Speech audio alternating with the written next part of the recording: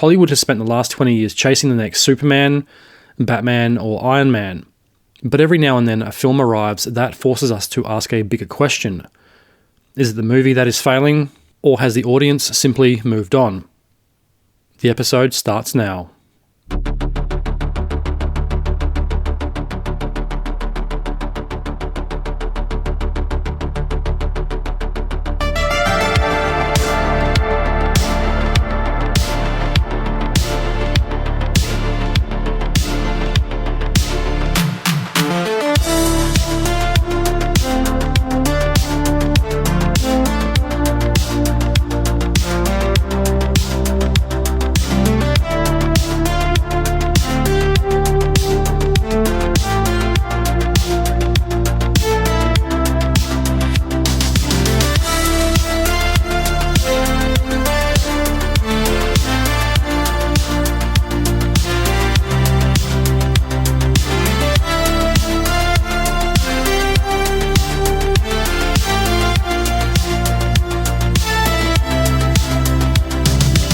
Good evening, you're listening to The Truth Tank and I'm your host, The Tank. If this is your first time listening to The Truth Tank, a big welcome. If you are a repeat listener, welcome back.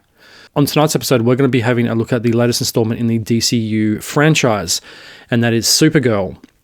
The film has been receiving some pretty negative reviews. I don't think I've seen a positive review from a quote-unquote proper reviewer. They've all been pretty one-sided. And if you don't know by now, I am a DC fan. I prefer DC over Marvel. I don't know a hell of a lot about Supergirl. I'm more of a Batman fan myself. But if DC releases a new film, I'm probably going to see it. I didn't see it the first week or weekend it came out. I waited a couple of weeks, largely due to my local cinema not having very good times on. So I went to see it last Tuesday at time of recording. So is the film as bad as the reviews have made it out to be? Or is this just nitpicking because it's a quote-unquote girl boss female superhero?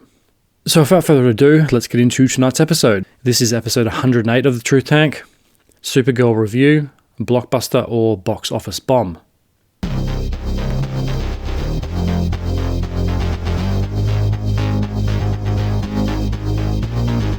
So Supergirl stars Millie Alcock as Supergirl, David Corenswet as Superman, Eve Ridley as Ruthye, Matthias Schoenaerts, however you pronounce his name, as Krem, and Jason Momoa as Lobo. The film was directed by Craig Gillespie, who is an Australian director who has made some pretty interesting films over the course of his career. He's the director of Lars and the Real Girl, The Finest Hours, which was pretty good. The Fright Night remake, which I didn't mind. I'm not a huge horror fan, and I hadn't seen the original, but I thought that film was pretty good. Dumb Money, the Mike Tyson Hulu show, Pam and Tommy, and probably his most acclaimed film, I, Tonya. There's a big Australian connection to this film. Millie Alcock is Australian, and so is Craig Gillespie. The film is written by Anne Nogueira, I think that's how you pronounce her name, and Jeremy Slater. Supergirl is also the second DCU film to be released under James Gunn. It comes a year after Superman rebooted the DCU in a new and more authentic direction. Now, Superman was good. You can hear my review about that. I think it was a step in the right direction. It has a lot more humour than previous Superman films. I think Zack Snyder's Superman gets a little bit dark and takes itself just a little bit too seriously. But James Gunn's Superman, I think, was the right launching pad for a whole new era of the DCU. It's been competing with Marvel for a long time and failing miserably. The Snyderverse kind of just burned itself out. It didn't really go anywhere. It had potential, it had all the pieces in place, it just didn't execute them properly. Why was there not a Man of Steel 2? Why wasn't there a Batman standalone film before you made Batman vs. Superman? Why was there no Justice League 2? That whole franchise has had a lot of issues, which you can hear all about on my Superman review I did last year. And just before I get too far into the episode, this review will contain spoilers, so if you haven't seen the film or are planning to do so, stop listening now. So the film kicks off with a very Back to the Future inspired opener. There's a montage of Krypto walking around a ship that's floating through space, peeing on newspapers on the floor. Kara, aka Supergirl, is hungover and passed out on the ship. And this is a large theme of the film. Kara is always hungover. She is running from the past and she's trying to kill the mental pain by going to planets with red suns where her superpowers don't really have any effect, so she can feel the effects of too much alcohol. And that is a very large theme of the film, but I don't think it's one that was executed quite so well. Because we're living in this weird time where everything's bad for you. The current generation is probably going to die before their parents. And you have a film with a young woman who's playing the superhero who isn't really dealing with her problems in a very healthy way and is just getting drunk to deal with the pain. And I know this is only the opening of the film, and there has to be some type of character progression or some character growth that comes from this, but I'll get into that a bit later. So it's good to see Krypto back. Krypto was one of the best parts about Superman. He hasn't really appeared in any other version of Superman films to my knowledge, apart from maybe the animated ones. So it's good to see Krypto back doing what Krypto does. From there, there's a opening montage in space with Kara and Krypto playing, throwing the ball to him in space and getting tackled on the way back where they go hurtling through space. It's pretty funny. And right from the get-go, you get this sense that this film is going to be much bigger in scale than Superman. It takes place largely in space. It's a bit of a space opera. There's lots of spaceships, alien planets, and interesting characters along the way. So from there, Kara basically drinks and drives in space. She has a message from her cousin Clark, aka Superman, waiting for her on her communication device TV thing. It's Kara's birthday. She's celebrating her birthday. Clark wishes her a happy birthday. And that kickstarts this film. Where we first meet Kara, she is basically a party girl. She's really embraced the trashy party girl life. But it's not too long after the lighthearted intro that the film takes a darker tone. We're introduced to the next main character of the film, Ruthye. She's probably about a 14-year-old girl living with her parents on this alpine-looking planet. Her parents are blacksmiths gathering. The father makes high-quality swords. But not too long after that, drama follows, where a spaceship lands not too far from the parents' house. A group of large armor-clad men get out of the ship. One enters the house and demands the swords that her parents have made. He's after the swords because of the quality. And this is where we're introduced to the villain of the film, Krem of the Yellow Hills, who has the lamest sounding bad guy name in the history of film. He is a brigand, and a brigand is a member of this all-male alien race. They're basically gay Nordic bondage space Vikings is the best way to describe them. He wants the swords. And from this setup, I thought the swords were going to play a much bigger role, like they were going to be something like the object, the MacGuffin of the film, like they were going to have some type of power that would allow him to, win more battles or something like that, but it doesn't really play out. Krem is not a very likable bad guy. He's pretty much just a bully and a thug. He never really takes on anybody bigger, stronger, or scarier than him. He's always picking on the little guy, and that really makes him an absolute fucking prick. He's this bald guy with this plait at the back of his head. They're covered in piercings and wearing armor that looks like it came from Chronicles of Riddick. So he turns up at Ruthie's house looking for the swords, and it's pretty obvious from there what's going to happen. He murders her parents and her brother, which sets Ruthye on a quest for revenge. The house burns down, Ruthye is left alone, and the brigands escape. So next up is the bar scene and the fight. Now that Ruthie's brother and parents have been killed, she leaves what was left of her home and makes her way into town, where she ends up at a bar looking for information about Krem. And the name of Krem too, is that the best you could come up with, was Krem of the Yellow Hills? You might as well have just called him Creme Brulee, Krem Egg, and I will be making a lot of those lame jokes throughout this episode. It is just the most uninspired and most unintimidating bad guy name you could possibly think of. And that doesn't set the bar very low for the quality of this script, which is where a majority of this film's problems come from. Now, you could have called him Krem the Skullfucker, Krem the Corpse Defiler, Krem the Bubonic. You could have called him anything other than Krem of the Yellow Hills. He's not intimidating. He's a fucking douchebag. He's a bully that spends most of the film picking on a 14-year-old girl. So Ruthie's path leads her to this bar. She is asking for information about Krem. This is a very Star Wars-esque bar scene. There's a lot of aliens drinking and gambling. Kara is in the corner, picking a song on the jukebox, getting drunk at the bar, dancing her life away. She is willing to trade the last of her father's swords because she's got this one remaining sword. She's willing to trade the sword if someone can take her to Krem. The sword is stolen by a very large alien, which leads to Kara standing up for Ruthye, pursuing the alien outside and getting into a fight. Now, Ruthie's a determined little character. She doesn't have a lot of fear. She is just on this quest for revenge and must avenge her family. But now she has seen Kara stand up for her because she is limited by her size and she pretty much is just a child. So Kara stands up for her, so she sees that Kara might be able to get her the thing that she wants, the revenge. Kara's not interested in helping. She heads back to her ship. It's the next day. I did like the ship design. It's very Star Wars-esque, very lived in. The ships are all scratched and beat up and lived in. Kara's ship is an absolute tip. There's clothing everywhere. There's dirty bowls in the sink. There's shit all over the place. She lives in absolute squalor. And we see this play out when Ruthye enters Kara's ship in an attempt to get her to help her on her quest.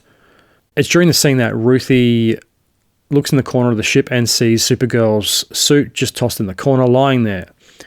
The ship is a mess. There's a very funny scene where Kara falls asleep on the toilet, and it's very obvious from the intro and from this scene that Kara is living like Nikki Sixx in the 80s. She's pretty much just a pisshead and a complete mess. Now the pair head outside after this. Ruthye wants help finding Krem, but unfortunately Krem finds both of them. We have to assume that he was wandering the wilderness all night long because his ship is destroyed by Ruthie's father. And I think some of the crew are killed. Krem and two other brigands make their way to this random field where Kara's ship is. It's not really explained how he got there or how he knew that there was a ship nearby. We don't see him in the town or the bar, which you think if he was going to steal a ship, that's where he would have gone. But he just turns up in this field where Kara is living. He makes his way into the ship. Krypto senses him, charges at him before Krem fires a poisonous dart at Krypto, paralyzing him. And this is a large subplot of the film because it turns out the brigands use this poison to paralyze their victims. They take them back onto their ship and they use the allure of the antidote in exchange for information or valuables. Krem has the antidote on this necklace thing he wears. It's this orange liquid in a vial in this fancy case thing. And after he poisons Krypto, it's just another reason to hate the prick. Because for the entire film, Krem just punches down. He doesn't take on anybody that can really fight back or anyone that is bigger or scarier than him. He's a typical fucking bully. So Ruthye and Kara take the paralyzed Krypto to a alien shaman living in a tent, where Ruthye translates that Krypto has 3 days to live. The brigand's poison is slowly making its way through his system and it will eventually kill him. So now we have this time limit of 3 days to get an antidote in order to save Krypto. But Kara still doesn't want to help Ruthye on her quest for revenge. All she's focused on is saving Krypto. So she makes her way to a bus stop, which is actually pretty funny. The bus stop's in the middle of nowhere. This old rickety, half broken down bus lands, picks them up and then flies off into space. But we can't just have a simple bus trip without some type of drama. And now we get our first introduction into the digital pirates, which I can't remember their name. They're pretty much all women, these pirates. So these space pirates are trying to rob the passengers of the bus blind. There's a small little alien that translates for the human alien bus driver, who is played by Seth Rogen, I'm pretty sure. I recognize the voice. He's a very Men in Black-esque looking alien. Kara tries to fight the aliens. She puts on a spacesuit because their plan is to go into space to get closer to the yellow sun so she can charge up her powers so she can save everybody on the bus. The solar system they're in has a yellow sun, and it's the first time in the film Kara can use her powers. But unfortunately, the pirates figure out what she's doing and open the airlock, and she gets sucked out into space without a helmet on. But this is just as the sun is coming up over a planet, and we all know what happens. She's regenerated, yada, yada, yada, and she turns basically into Supergirl. But it's during this sequence we get our first flashback scene to Krypton. which I really enjoyed. I did like the flashback scenes in this because we don't really get a hell of a lot of Krypton in the Superman film. Because obviously, if you know the backstory with Supergirl, she grows up on the remnants of Krypton and not Earth like Clark. She's born on this chunk of Krypton that's floating through space with a force field around it. Her father and mother are like the Krypton elites. Her father's a scientist who makes this shield generator to protect this small chunk of what's left of Krypton, which explains the drinking and basically the PTSD that Kara has been suffering, because she grows up and lives on Krypton until she's a teenager before being sent to Earth to live with her cousin Clark. She doesn't have quite the same optimistic spark as Superman. She's a bit more pessimistic and negative and doesn't see the good in everybody quite the same way Clark does. And that's during the flashback scene. Kara and her father are carrying a casket into a mausoleum-like place, and there's a dirty little white puppy digging around in the trash looking for something to eat, which turns out to be Krypto. He runs up to her, she picks him up, and they become BFFs. Kara comes back with her powers, destroys the pirate ship, saves the day, and the bus makes a pit stop. It's pretty much a service station in space. There was a very amusing scene of this alien bug that shoots out popcorn or some type of snack, which Kara buys. And the playing around with the different suns was also something really interesting, because you don't get that in Superman because he's obviously on Earth. The only way to make him vulnerable is with kryptonite. But during Supergirl, Kara's powers go up and down. If she's in a red sun solar system, she is weak and vulnerable, but if she's in a yellow sun, she is basically Supergirl. If she goes to a solar system with two suns, things get a bit more dramatic. From there, they track down Krem via information from the alien that Seth Rogen plays. They go to this semi-dead planet. It's pretty much a wasteland, more or less. And we get another bar scene. Kara is challenging people to arm wrestles. She beats this big alien thing. But it's not too long after that drama finds her. Everyone pulls guns out on her. But she still has the advantage of a yellow sun, so she beats the shit out of everybody. And it's around here, it starts to feel more like a Western. But unfortunately, this Western vibe wasn't fully developed, and I think it would have been a much better direction to go in. And at this point in the film, Kara is still drinking. As the film goes on, we find out why she goes to planets with spread suns so she can get drunk. And I think that Western narrative would have fit the story much better. She could have been the drunk gunslinger that just roams town after town looking for a place to get drunk because they're running from their past. It could have been a hell of a lot more dramatic, but unfortunately the film doesn't really go that deep. And this is a pretty decent way into the film too, and it's kind of becoming obvious that this film is going to be pretty two-dimensional from here on out. When she's Supergirl, I think she becomes a hell of a lot more interesting than when she's just drunk Kara. But whenever she gets her powers, something happens that levels the playing field and makes her uninteresting again.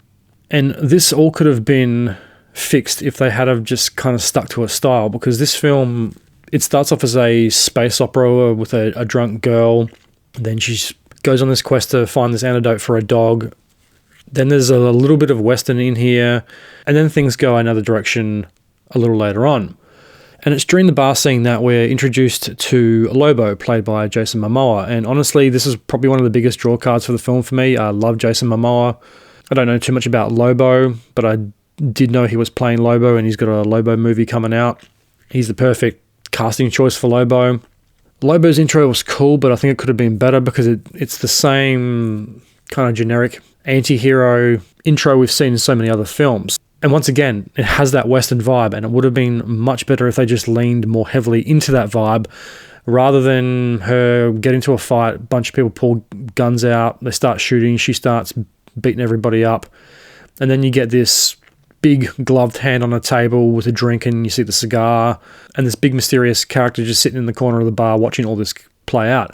That's another little motif of Westerns. The bad guy's always in the corner watching, or the anti-hero. They could have leaned more heavily into that, but they didn't. And it was a chance to have a really cool intro for Lobo, but it turned out to be pretty lame. Because after the fight is done, he goes to the bar to get another drink, and then it turns out that he is also looking for one of the brigands, a brigand by the name of Drom Baxton, Lobo's a bounty hunter who has a big hooked gut blade thing that's connected to a chain. He likes to smoke cigars and ride around on a space Harley Davidson. Ruthye tries to enlist Lobo's services. He is not interested, and then he departs the scene. But Kara gets talking to the owners of the bar, and they tell her that the brigands come to this planet to steal brides because they're an all-male race of these white Viking-like dudes, stealing females to breed more males. Spot the paradox in that. How do you have a all-male race if there is no female to breed them? Bit weird. And the all-male race thing wasn't really explained very well. I had to look at this up after the film, and according to Google AI, brigands are a all-male species that survives through alien trafficking and sex slavery. They kidnap young girls from across the galaxy to use as brides to reproduce. The group is captained by Krem, a sadistic space pirate. The brigands appear in the acclaimed comic series written by Tom King and illustrated by Bill Quoy's Everly, while the comic depicts them as marauding nomadic tribe who travel from planet to planet.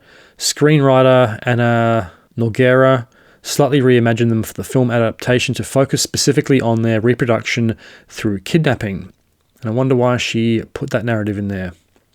The original version of the brigands is much cooler than the reimagined one.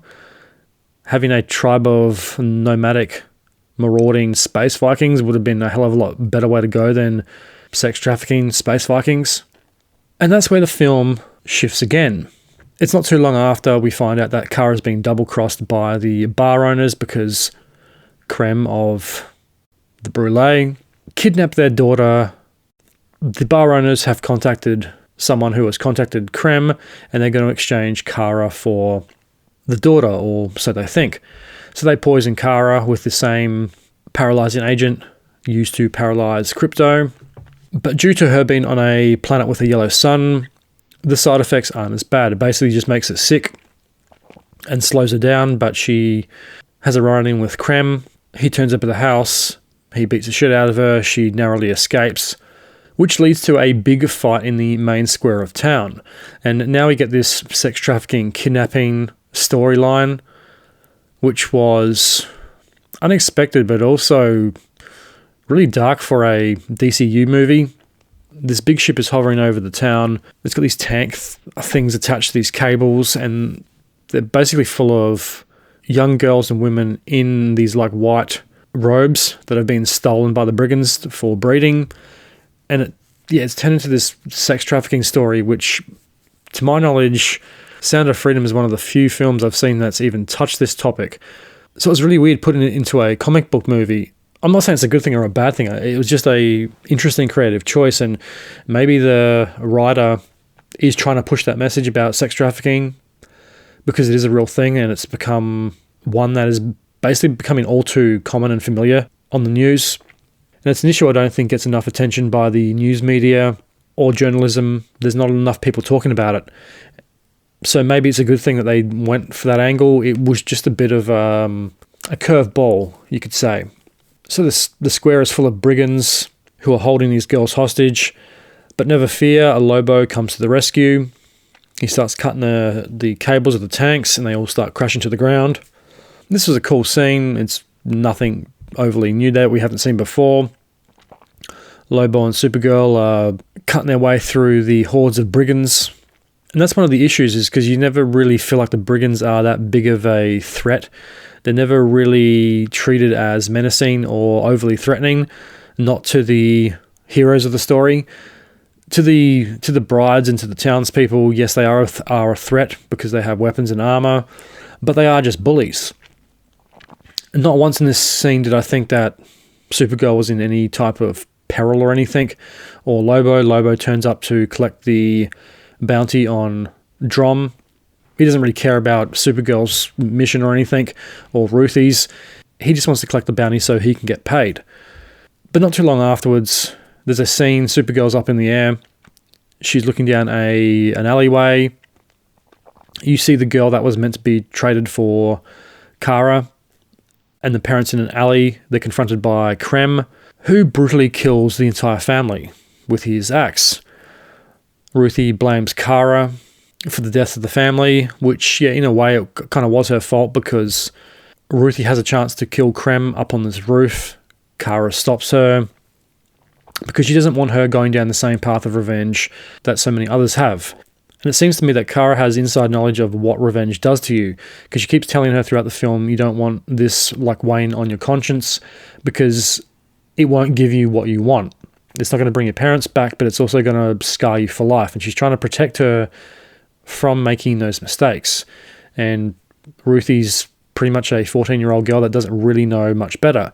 And the scene where Krem is chasing her through this building up onto the roof, she's got the sword, she's not scared of him, and throughout the entire film, Ruthye is not really scared or overly intimidated by Krem, and that's why he's such a piece of shit, because he literally spends the entire film just picking on a teenage girl. So Ruthye blames Kara for the death of the girl's parents. And yes, in a way, if she had killed him, the girl and her parents would be alive. But then again, there's the moral consequences that Ruthye would face that she hasn't fully realised. And the other thing about the brigands is they're just fucking gross. They have this disgusting looking armour, they're covered in piercings, it looks like they've never washed before. Krem of the chocolate egg has piercings and scars all over his face, he looks fucking disgusting. So from there, Kara threatens this alien squid face looking creature to take her to the brigands. Kara wants to find Krem as bad as Ruthye now. So Kara leaves the planet with Squidface, but she tells Ruthye she has to stay there because she doesn't want her going down the path of revenge. So the Squidface alien takes Kara to the planet where Krem and the brigands are hiding out on, which looks very similar to planets we've seen in Justice League and the Snyder-verse, a very dark, barren, desolate-looking planet with dark clouds and like black mountains and sand. It looked like Iceland or somewhere like that. But the twist here is that the brigands are hiding out on a planet with a green and yellow sun, because they know that Kara gets her power from a yellow sun. Now, Krem hasn't really been too scared by Kara so far, even though he has seen her as Supergirl. He's not really that intimidated by her.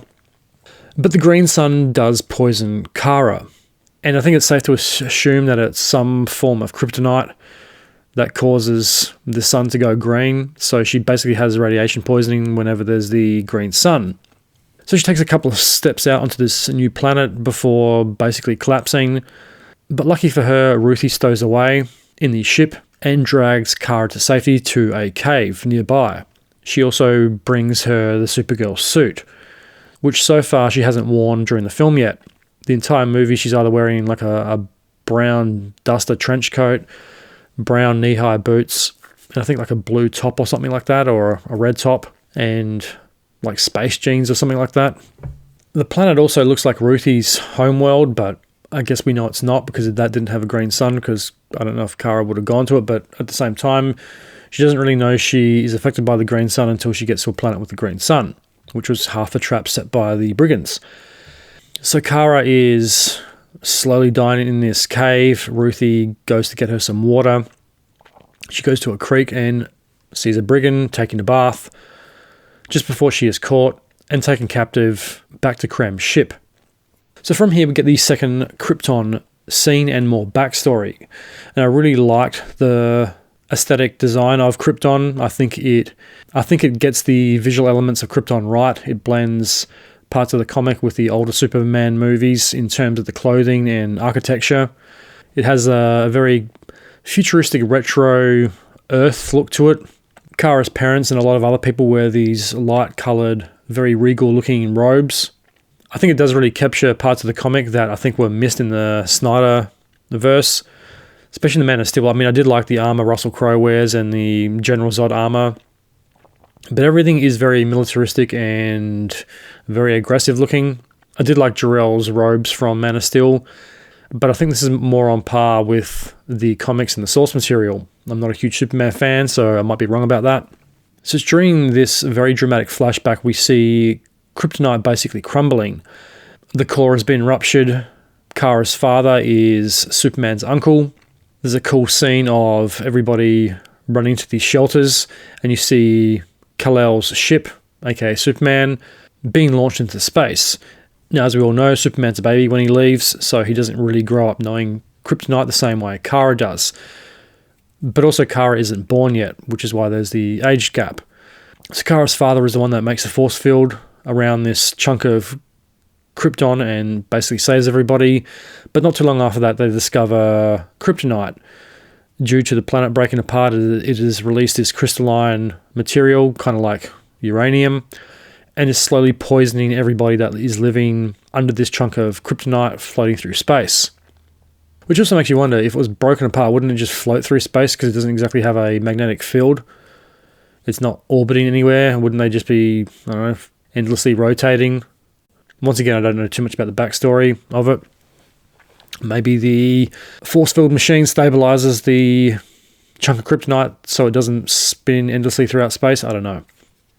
But the discovery of kryptonite comes a little later, after Kara is born. I don't think she's born at the time where kryptonite splits open. I might be wrong on that, because Superman's a baby. He gets launched into space and he's about 10 years older than Kara. So the population is being slowly poisoned by kryptonite. Everyone's getting radiation sickness pretty much. And everyone living in the force field is living on borrowed time. Kara hasn't been affected by the sickness yet. Her father tells her that she needs to leave. She hasn't been poisoned, but she has to leave now. She'll be sent to Earth, where she can live with her cousin. The father finds her brother's plans for Superman's capsule and makes it bigger, where Kara leaves with Krypto, which was actually a pretty emotional scene too. From there, she lands on Earth and meets Clark in the snowy fields outside the Fortress of Solitude. This scene, we get Superman in all of his glory, welcoming her to Earth, even though Krypto's a bit standoffish. Because she doesn't speak English yet, but she's still speaking Kryptonian, which is all in subtitles. So Kara is definitely this child of two worlds. She's seen her own world destroyed. Now she's in basically another world, this primitive world called Earth. There's a cool scene of her listening to an iPod, looking out into the window, trying to fit into this new world. And she's having a few adjustment issues, unlike Clark, who has lived there his entire life. So from there, Ruthye is taken captive to Krem de la Krem's ship. And we find that Lobo is also a prisoner. Lobo is trying to break out, but unsuccessfully. But Ruthye, being the crafty individual that she is, lures one of the guards into her cell, where she lures them over to the cell wall. I think Lobo grabs her. I think Lobo grabs the guard, or she trips the guard over, and he basically impales himself with the spikes on these cells. She takes the keys, leaves the cell, before being persuaded by Lobo to let him out of his cell. Essentially, why wouldn't you? They both want the same thing. He wants to kill brigands. She needs to find a sword, kill Krem, and get back to Kara. While this plays out, the green sun descends and the yellow sun rises, which heals Kara. Kara is coming to save the day, and this is the first time we get to see her in her Supergirl suit. So Ruthye makes her way up to the deck of this giant brigand floating aircraft carrier thing, where she confronts Krem of the Brûlée. A big fight on the top deck follows, but she isn't really a match because she's surrounded by about 50 brigands. So Supergirl shows up, beats the shit out of a bunch of brigands before she is hit with a bolt containing liquid kryptonite. Krem has this bolt launcher thing on his arm that he made just for her. He shoots her a few more times with more bolts. She is obviously being poisoned by the kryptonite and slowing down. So just as she gets her powers, she becomes a bit more interesting, and now the powers are taken away. But never fear, a Lobo's on the way. A Lobo gets his bike and blows a bunch of shit up on the deck, kills a bunch of people, blows more stuff up. Lobo collects his bounty and then pretty much fucks off. Supergirl pulls the bolts out of her and knocks Krem off the tank.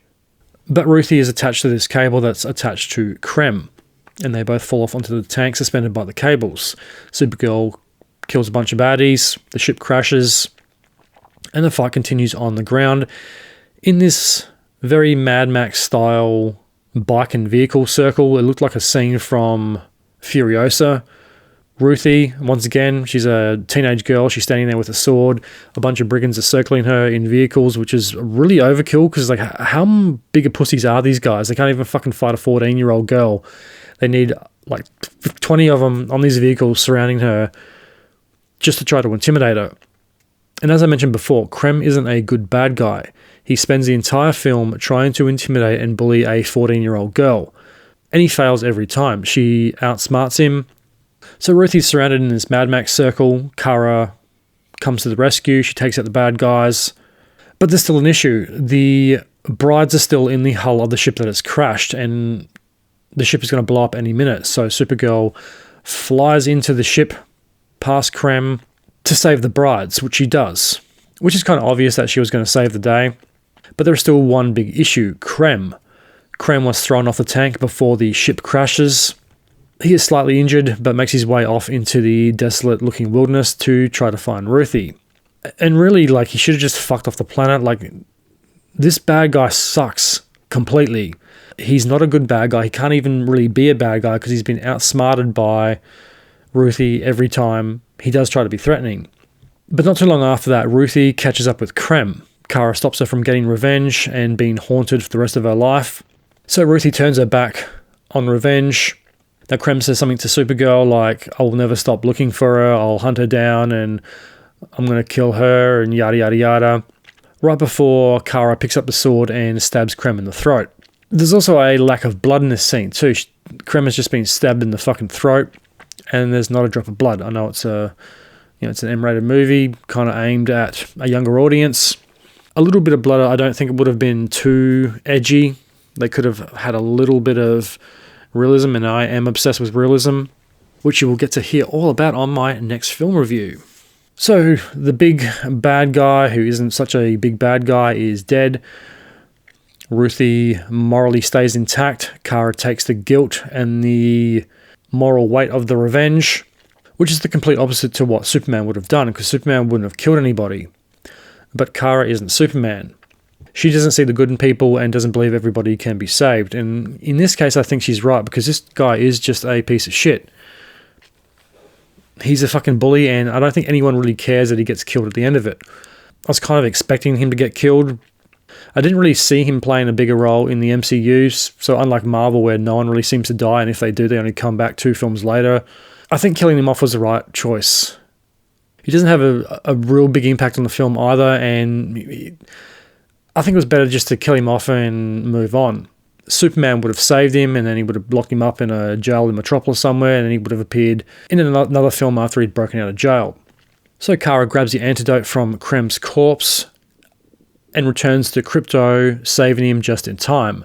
She returns Ruthie home, where Ruthie says, "Are you still celebrating your birthday?" Which is why she went on the multi-day bender in the first place. Kara says she can tag along, but she won't be partying like she used to. So Kara has turned over a new leaf and accepted her role as a protector and a hero rather than just being a trashy party girl running from the past. From there, Kara returns to Earth to update Superman. They enter Clark's apartment. Superman sits down in the chair and fills her in. Superman tells Kara that he could have used her help on the last bad guy because things got a bit out of hand.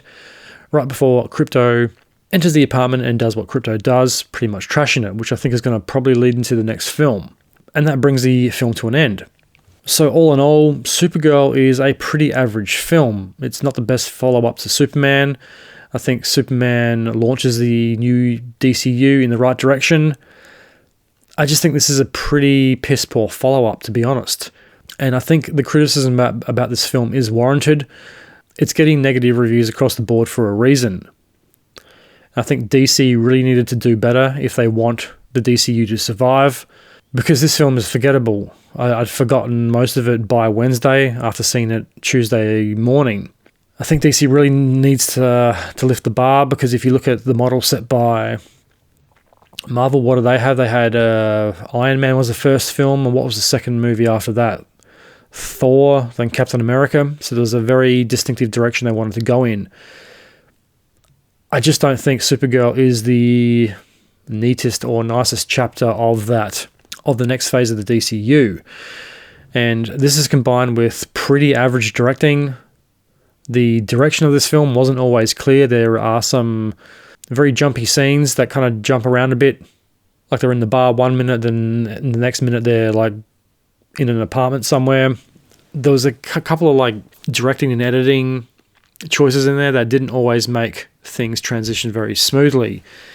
And as I mentioned about the transitions in this film, it starts off as one film and it turns into this revenge, a very generic revenge story. Then it turns into this like Western style kind of a film, back to a space opera. If it had just picked one of these directions to go in and played with the different narratives of other genres on top of what I would have gone the Western genre myself. If it had just picked one of these directions to go in, I think the film would have been a lot better. If it decided to be a Western revenge film, because you can always put the revenge element into basically any type of film, or you can play with the genres. I'm not saying it needed to be 100% like a Western, but if it had been like a space Western, more like probably The Mandalorian or something like that, and the average direction isn't helped by a even more average script. And I think this is a real Achilles heel of Supergirl. The script is just average. The plot is underdone. There are so many plot holes in the story. You really don't have time to count them all before the film just pretty much catapults you into another scenario and another action scene. Characters are very underdeveloped. But worst of all, the story is not very original. There's a few small jabs at the modern day thrown in. And I think if they had got that bullshit out of the film, it would have been a hell of a lot better.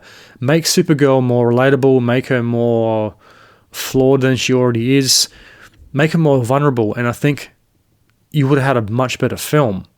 The script lets down this film massively, and performances were good. I mean, it wasn't the worst acted film I've ever seen.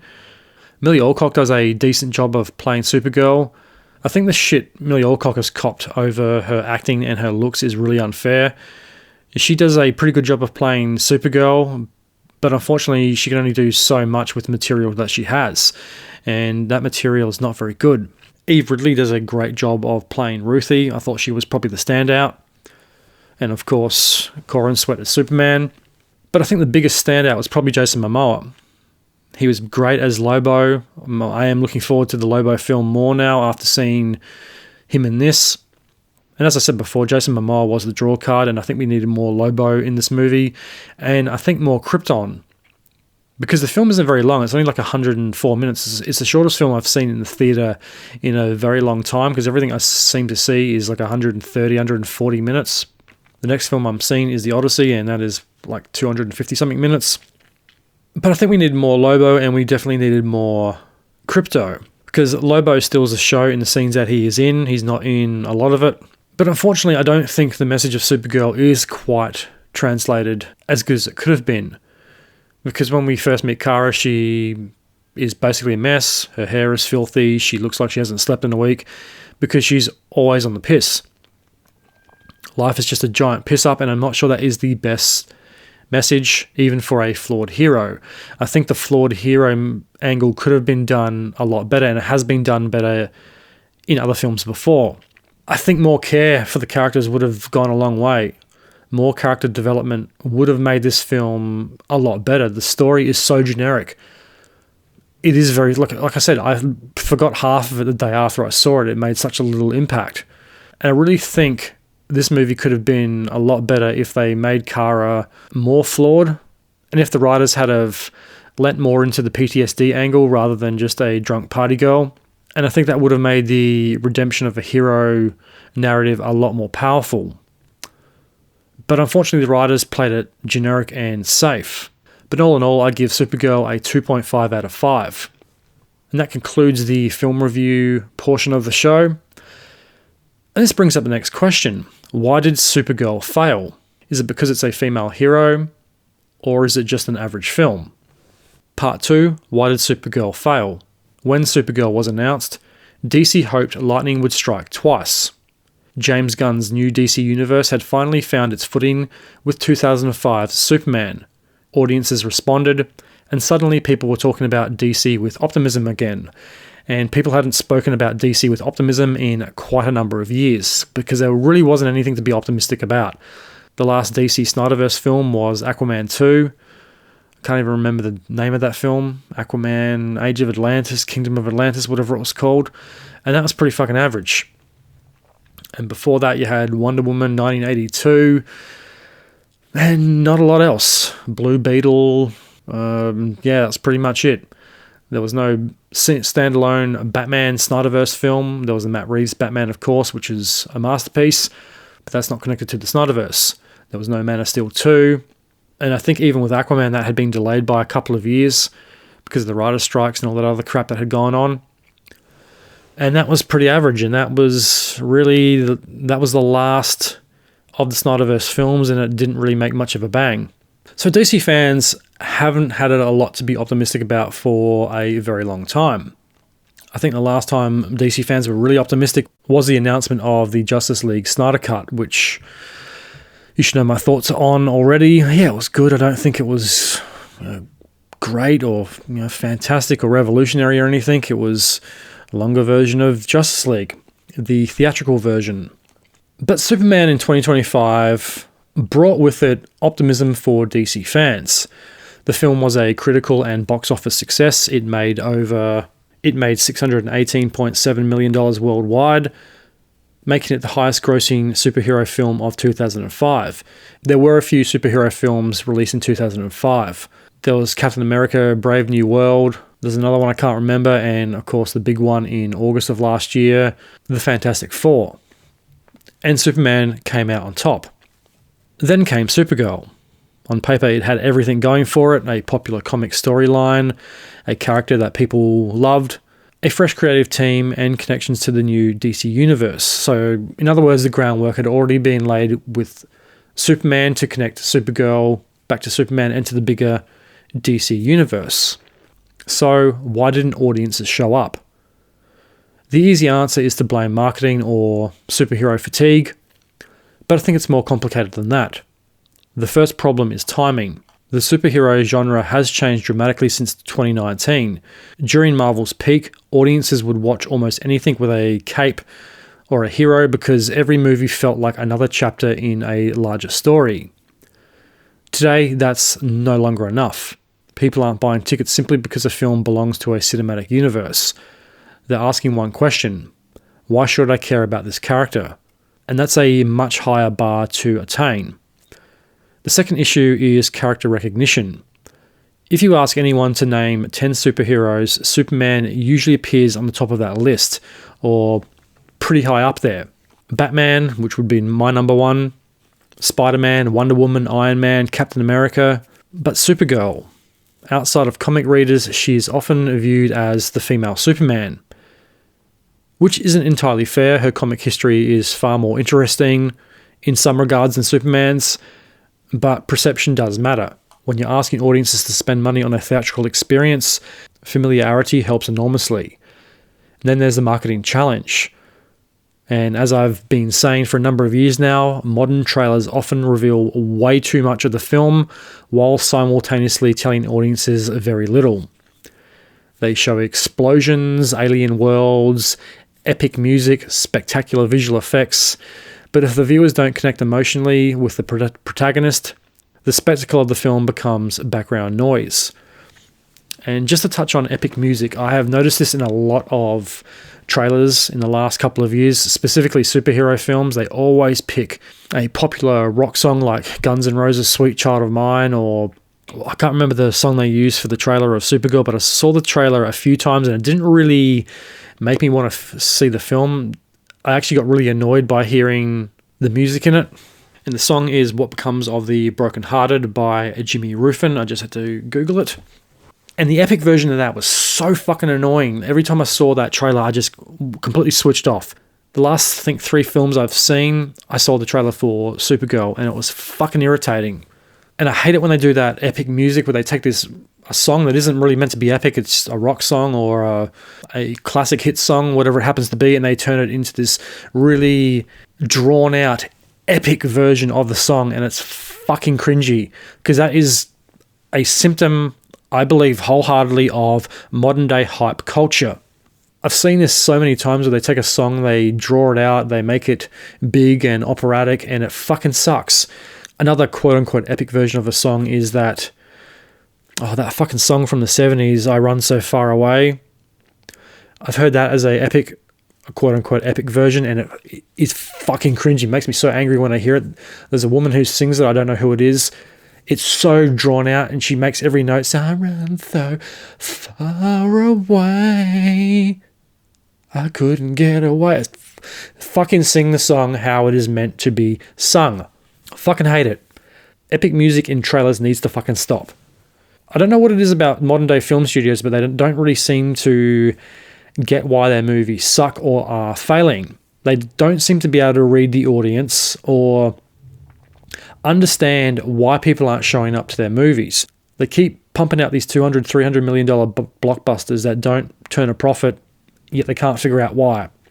Audiences today seem to reward stories over scale. If you look at films like Top Gun Maverick or Oppenheimer or even The Batman, people left theaters talking about the characters, not just the action scenes or the big spectacle of the film. Another factor to this is superhero fatigue. I don't actually think audiences are tired of superheroes per se, because I'm still going to superhero films as much as I like to complain about them. I still see pretty much every one of them, or most of them. I didn't see Fantastic Four or the last few Marvel films because I don't really care about Marvel anymore. I did see Captain America Brave New World because it had Harrison Ford in it. And I've seen a couple of the bigger ones, like Wolverine and Deadpool and a few like that, but I don't really pay much attention to the smaller characters or the ones where you have to see fucking WandaVision or 36 TV shows to understand what's happening. Even though that isn't usually the case, as in the case of Doctor Strange 2, it was pretty easy to follow. Even if you hadn't seen the TV shows, the movie just wasn't good. I think the real problem isn't so much that audiences are tired of superheroes. I think they're just tired of mediocre superhero films. When a generally great comic book film arrives, people still go and see it. Deadpool and Wolverine, Spider-Man, No Way Home, both these films prove that people will still go to see superhero films if they are generally great. And both those films made over $1 billion. I think Spider-Man No Way Home is, the highest grossing superhero film of all time, or highest grossing Marvel film of all time. So the appetite is still there. And there's another Spider-Man film coming out at the end of this month on, was it July 31st? Spider-Man Far Beyond Home, whatever it's called. I can't remember. I can never remember the fucking subtitles of the new Spider-Man films. No Way Home, Homecoming, Better Call Home, whatever the fuck it's called. It looks good. I'm going to see it. I'm going to do a review on it. I'm not a huge Marvel fan, but the Spider-Man films are generally always pretty good, except for the second Tom Holland Spider-Man film. That was fucking shit. I don't know why they went that direction with it. It could have been really good, but yeah, I think the ending of that film really lets down the whole thing. I've only seen it once and I've never wanted to see it again, where I've watched No Way Home a couple of times and it's been good every time I've seen it.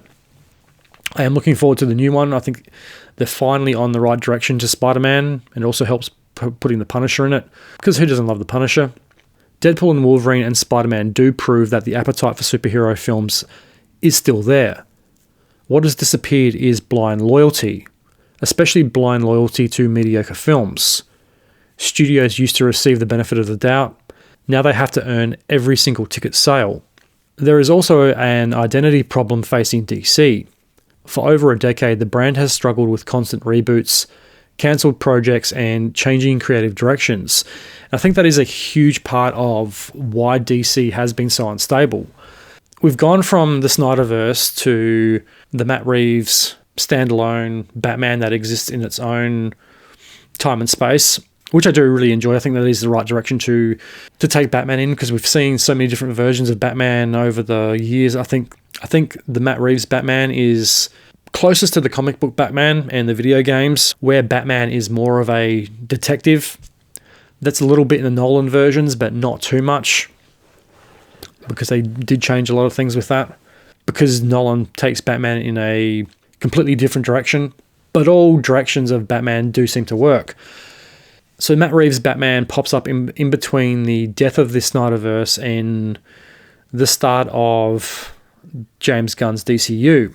That doesn't say a lot for a franchise. You've got 3 different arms pulling it in different directions. I think the right decision was probably starting again and just killing the Snyderverse, because it had, 13 years, 10 years, and it didn't really go anywhere. Once again, I'll use this as the example. Why wasn't there Man of Steel 2? Why wasn't there a Batman standalone film? We just kept getting like side projects like Suicide Squad 2, which was a good film. Suicide Squad 2, not so much the first one. the Harley Quinn fucking film, like that came out before Batman or Man of Steel 2. That was a shit film. You had 2 Wonder Woman films that came out, but no Man of Steel 2, no Batman standalone film.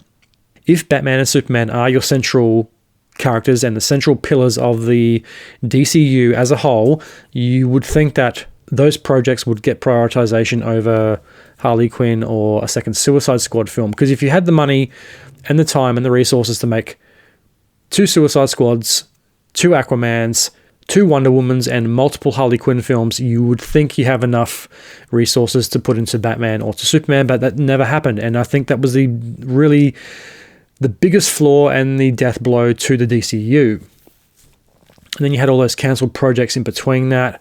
And, we're at the point now where the whole series has been rebooted because the first interpretation of it, the first version of it was such a fucking mess. And you've had multiple people leave projects. And I think having James Gunn steering the ship is the right thing to do. But unfortunately for Supergirl, it's not being steered in the right direction. It's a bit of a slap to the face to fans because they're being told to invest emotionally in their favourite heroes, in these franchises, in these projects, only to discover the universe is being restarted again. And we're 2 years into the restart, and so far it's gone up, and now it's come down. And eventually audiences will stop investing. Not because they hate the characters or even the films, because they don't know whether anything they're watching will matter in 5 years' time. Plain and simple. And that was the problem with the Snyderverse, is you released Aquaman 2 when it had been officially cancelled, so why the fuck am I turning up to pay money to see Aquaman 2, which I did actually pay money to go see it. But it doesn't mean anything. It's not going to connect to a bigger project. What's the point of Justice League? What's the point of Man of Steel, Suicide Squad, Wonder Woman? That's just all gone on the bin. In under a decade, or just over a decade, they've built this DCU only to just chuck it all in the bin, so all the toys and all the t-shirts and all the stuff that the fans have invested in doesn't really exist. They're relics of a bygone era now. But now it's been restarted, and the fans have been told to reinvest emotionally and with their wallets.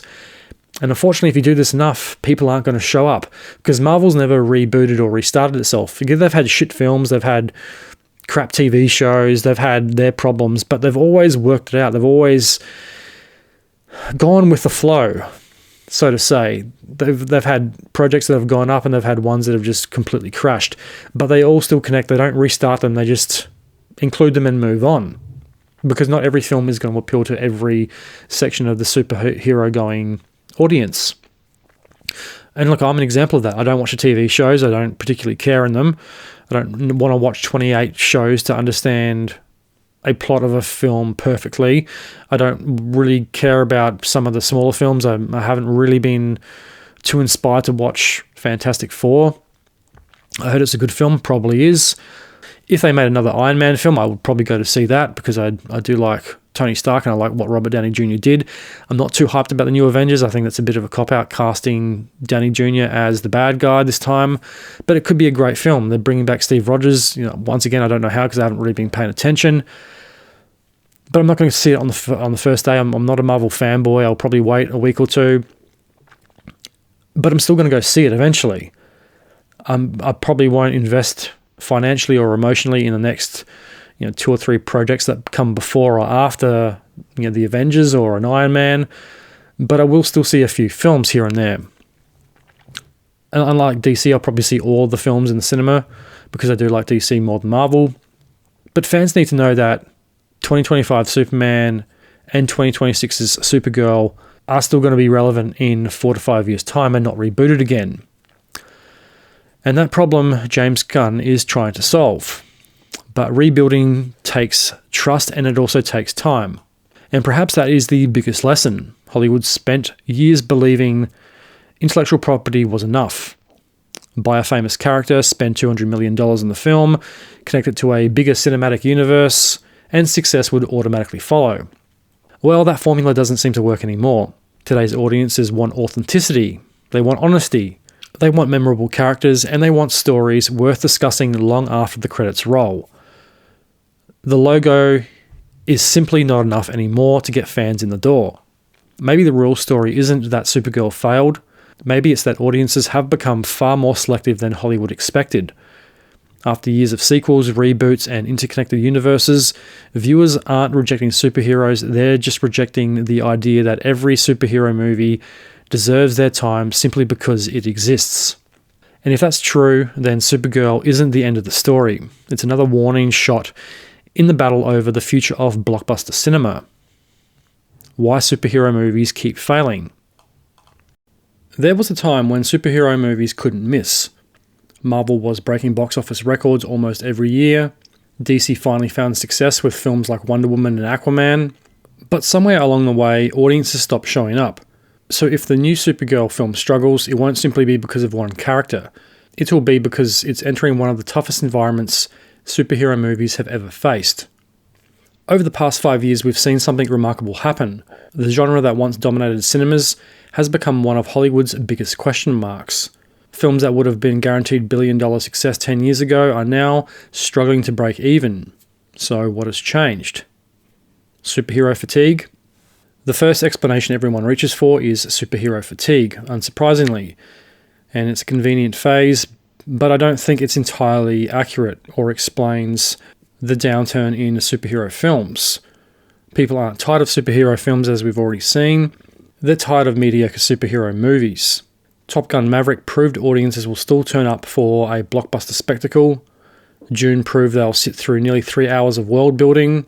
Oppenheimer proved dialogue-heavy historical dramas can be cultural events. The audience didn't despair, their standards simply went up. If we combine that with the very modern issue of too much content, the issue becomes a bit clearer.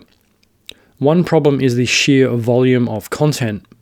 Marvel went from releasing 2 or 3 films every few years to flooding Disney Plus with multiple television series, specials, and films annually.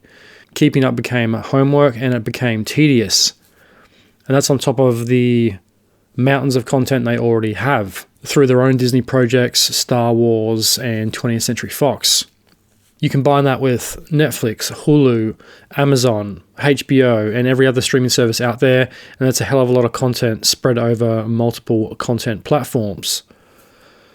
Instead of every movie feeling like an event, they started feeling like another episode in an endless television season. And DC wasn't much better. And that is some of the biggest criticisms I've heard about Marvel. It's some of my biggest criticisms.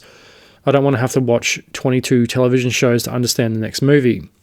Even though they do a decent enough job of trying to explain it, there's always things that are missing if you haven't seen the TV shows. And I remember a couple of years ago, they brought out so many Marvel TV shows in 1 year, it was hard to keep up. There was that Samuel L. Jackson one, The Invasion, or the Invisibles, whatever the fuck it was called. There's a bunch of other ones. In the last couple of years, Daredevil started again. There's that Punisher special.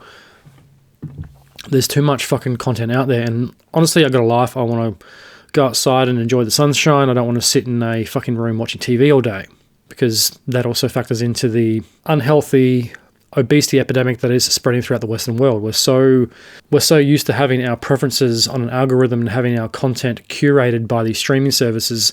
We just become zombies consuming content after content after content on fucking streaming services in our houses, in our living rooms, where we should be outside enjoying the world and nature while we still can.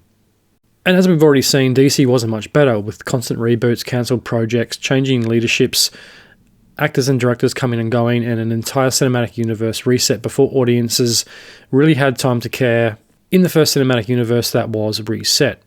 The biggest consequence of this: viewers eventually stopped investing emotionally. The death of event cinema. The biggest superhero films succeeded because they felt important. The Avengers, Infinity War, Dark Knight, Spider-Man No Way Home. People felt they had to see them opening weekend. Today's superhero releases often feel interchangeable. Another CGI Skybeam, another multiverse, another world-ending threat, another post-credit scene promising another sequel. And I think we've well and truly entered the age where that novelty has worn off. I am sick to fucking death of the post-credit scene. I Google a movie after I've seen it if it has a post-credit scene, just so I don't have to sit through the fucking credits. I mean, I don't mind sitting through credits sometimes, but when it's like in nearly every single movie, it gets a bit tedious. because you might miss that mid-credit scene or the post-credit scene, and that might lead into something else. Like He-Man had 3 post-credit scenes, which I think is a bit much. You can probably get it done with 1. And that trend wasn't started by Marvel by any means, but it was really taken to a new level with Marvel. Some DC films had a post-credit scene, others didn't. I know Justice League did, and I think Batman Dawn of Justice, some did, some didn't, and that obviously became a bit more of an issue when the Snyder-verse was collapsing. Mandalorian didn't have a post-credit scene, neither did Disclosure Day. I googled if Supergirl had a post-credit scene, and it does not, which I don't know is a good thing or a bad thing for a superhero film, because to me that says the producers of the film aren't confident enough that it's going to do well to either guarantee a sequel or that any post-credit scene story direction is going to lead into a future sequel. One of the biggest and most overlooked reasons I think why people aren't turning up to these superhero films like they used to is down to weak characters. You can forgive the story to some degree, you can forgive a bad superhero film, but what you can't forgive is a weak character. But one lesson Hollywood seems very reluctant to learn is that weak characters don't sell tickets. People don't buy tickets because someone wears a cape or a mask, or has a superpower, can fly through the air or stop a bullet, or a speeding out of control train. They buy tickets because they care about the person underneath it. Tony Stark worked because Robert Downey Jr.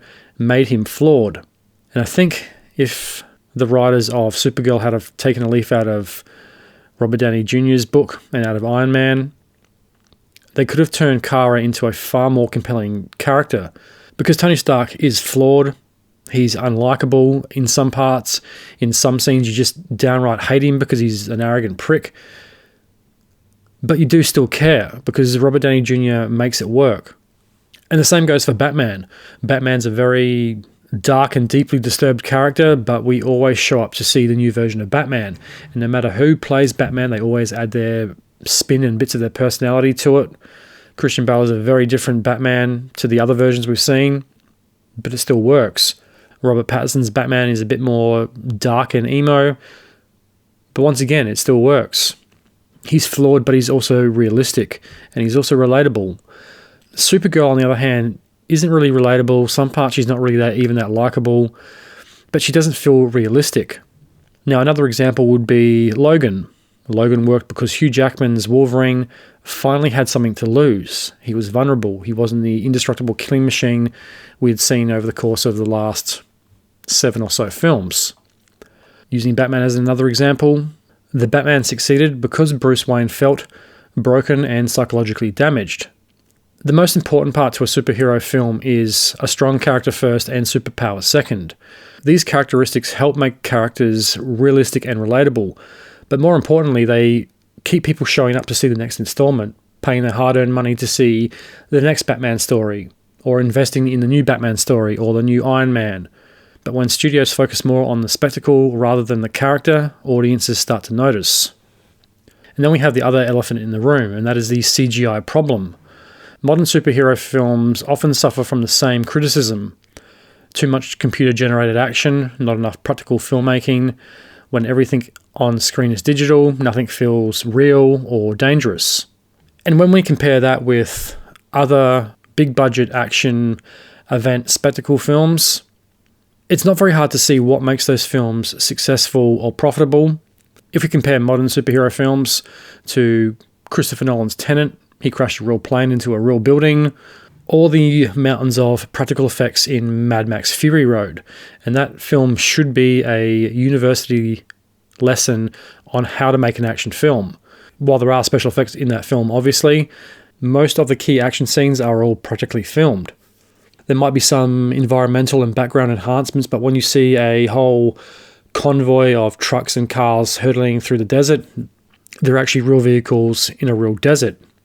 When you compare that with Spider-Man wearing a CGI suit, fighting a villain who's wearing a lycra suit with golf ball stuck to it on a blue screen, things don't really feel too real. But when Christopher Nolan crashes a plane into a building, that's very much real. Or Tom Cruise hanging off of the side of an aircraft, or filming a death-defying stunt or fight scene on a plane, while it's flying thousands of feet above the ground. And you can say what you will about Tom Cruise, but that's something he's really tried to pioneer because he cares about the audience experience. He always wants to bring something new, something death-defying. He wants to bring a spectacle to the audience that they haven't seen before. And in the last 2 Mission Impossible films, he really does push that envelope. There's some absolutely ridiculous stunts in that film. In Dead Reckoning, he jumps off of a cliff with a motorbike and parachutes onto a train. In Part 2, he's hanging on to a biplane, fighting a bad guy before parachuting off. It's incredible because it is actually him doing this on a real plane, flying in the thousands of feet above the ground. Anything could have happened. He could have been injured or killed, but that's the lengths he's willing to go to get the shot.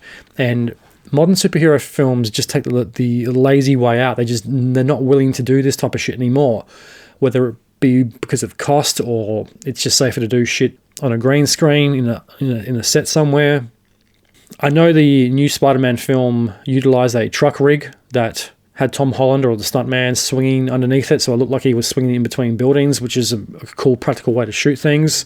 I'm not saying special effects are bad. I think special effects can make a movie much better than it probably would have been.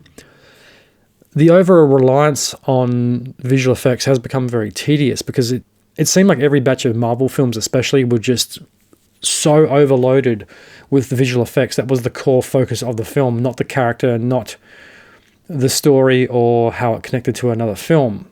I felt like that with the second Doctor Strange. There was just so much visual effects and just so much bullshit action. It was really hard to focus on the story or even care about the characters. And ultimately that film wasn't very good because of those reasons, and mainly because of average directing and a pretty weak script, even though the director was really good, Sam Raimi, however you pronounce his name. Captain America, Brave New World, same thing. Lots of special effects, a lot of style, not a lot of substance. And as we know, physical filmmaking creates tension, CGI can create spectacle, but spectacle alone rarely creates emotion. And I think if superhero films went back to blending those elements together, the physical and CGI with emotion, they could come up with something really special like The Dark Knight. And when we look back at films that have got that right, such as the Dark Knight trilogy, Nolan utilized a lot of practical effects in those films, especially The Dark Knight. There's actual real actors fighting in suits. A lot of the stunts were practical. The truck flip, that was a real semi-trailer being flipped in the air. Yeah, while there are special effects elements there, it doesn't overshadow other elements of the film. And this brings us to the next issue, the shared universe trap. Every film now has to set up to the next film. We can't just have a standalone superhero film anymore. It has to be part of an interconnected universe that's going to span 38 more sequels. And every film we see has to introduce the next hero, plant the next Easter egg, hint at future crossovers instead of telling one complete story. There's never an ending in superhero films, especially in the Marvel ones. The door is always open for another sequel, another villain, or another hero.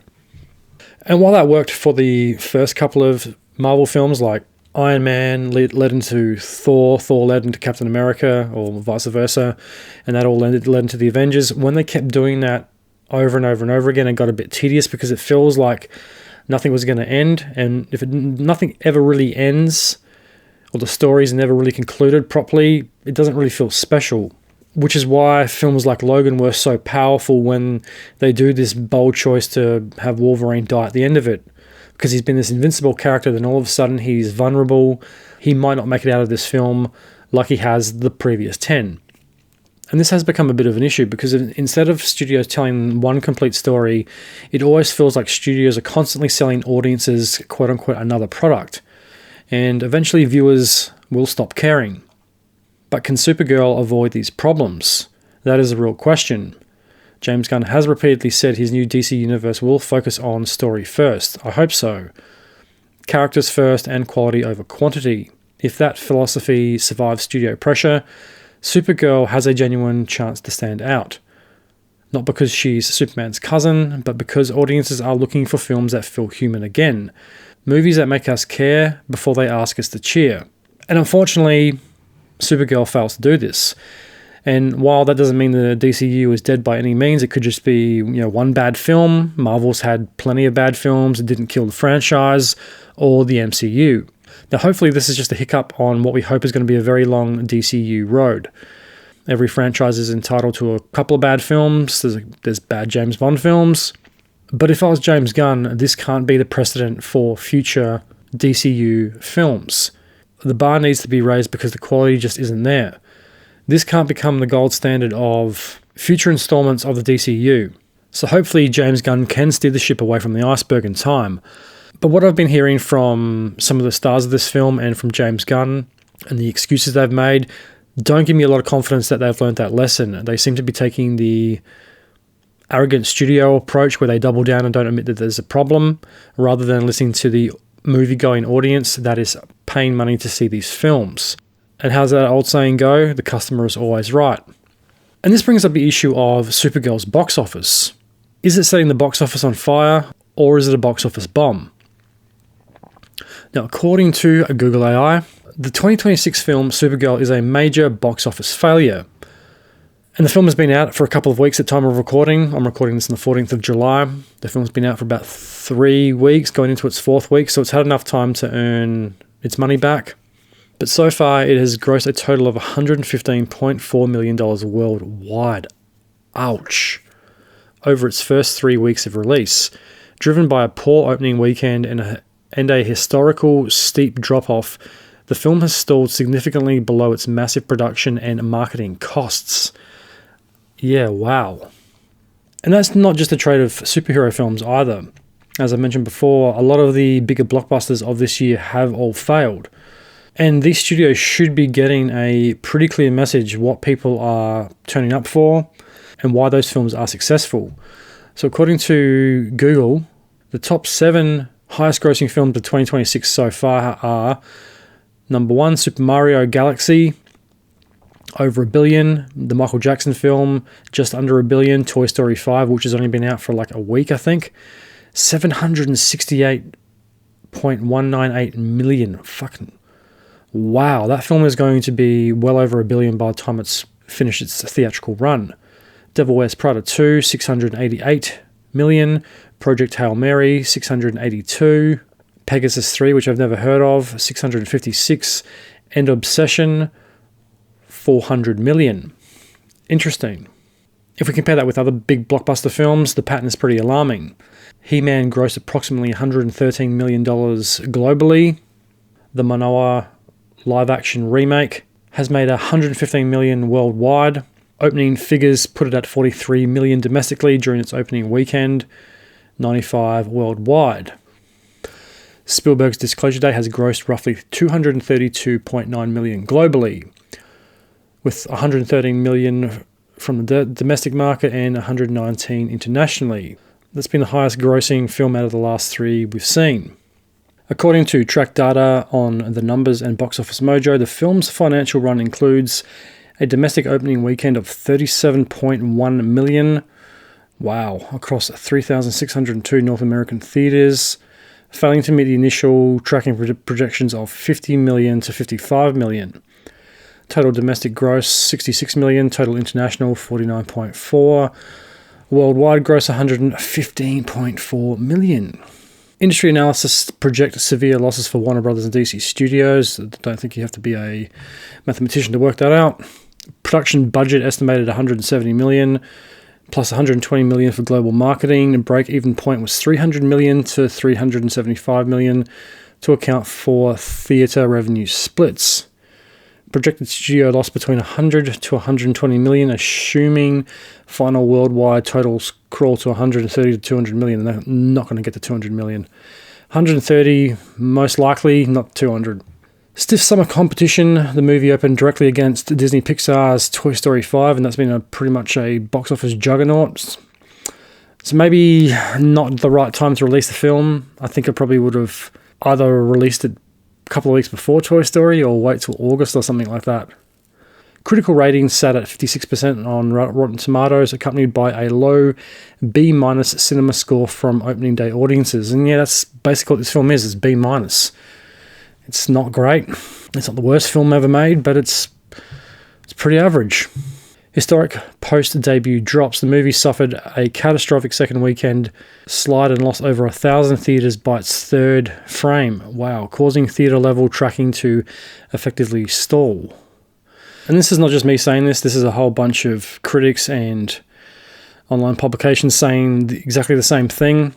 I found an article on Forbes.com, What Went Wrong with Supergirl, Critical Audience and Box Office Disaster by Paul Tassi, Senior Contributor, published 29th of June 2026. I'm not going to read the whole article, just a few key points. You can make the argument that even if Supergirl was a better movie, it still probably would have underperformed. Having Supergirl go second after Superman in this precarious DCU launch window felt like a mistake at baseline. James Gunn seemed to understand that anchoring the universe with a strong start and a, quote, main hero Superman was important. I think we can all understand that. But when moving directly to his cousins, same powers, same suit, but different attitude, as the next blockbuster instead of a larger fixture like Wonder Woman, Batman, The Flash, or any of the main Justice League members, really was doing Kara a disservice, and she may never have even had a chance with this positioning. Yeah, I kind of agree with that. We've already had too many versions of Batman, probably to go with Batman, because there's a Batman movie coming out, well, supposed to be coming out next year, but it's now 2028. Wonder Woman, it's been a couple of years since the Wonder Woman film. There's only a few years ago since The Flash came out, but yeah, maybe doing the Flash better second time around.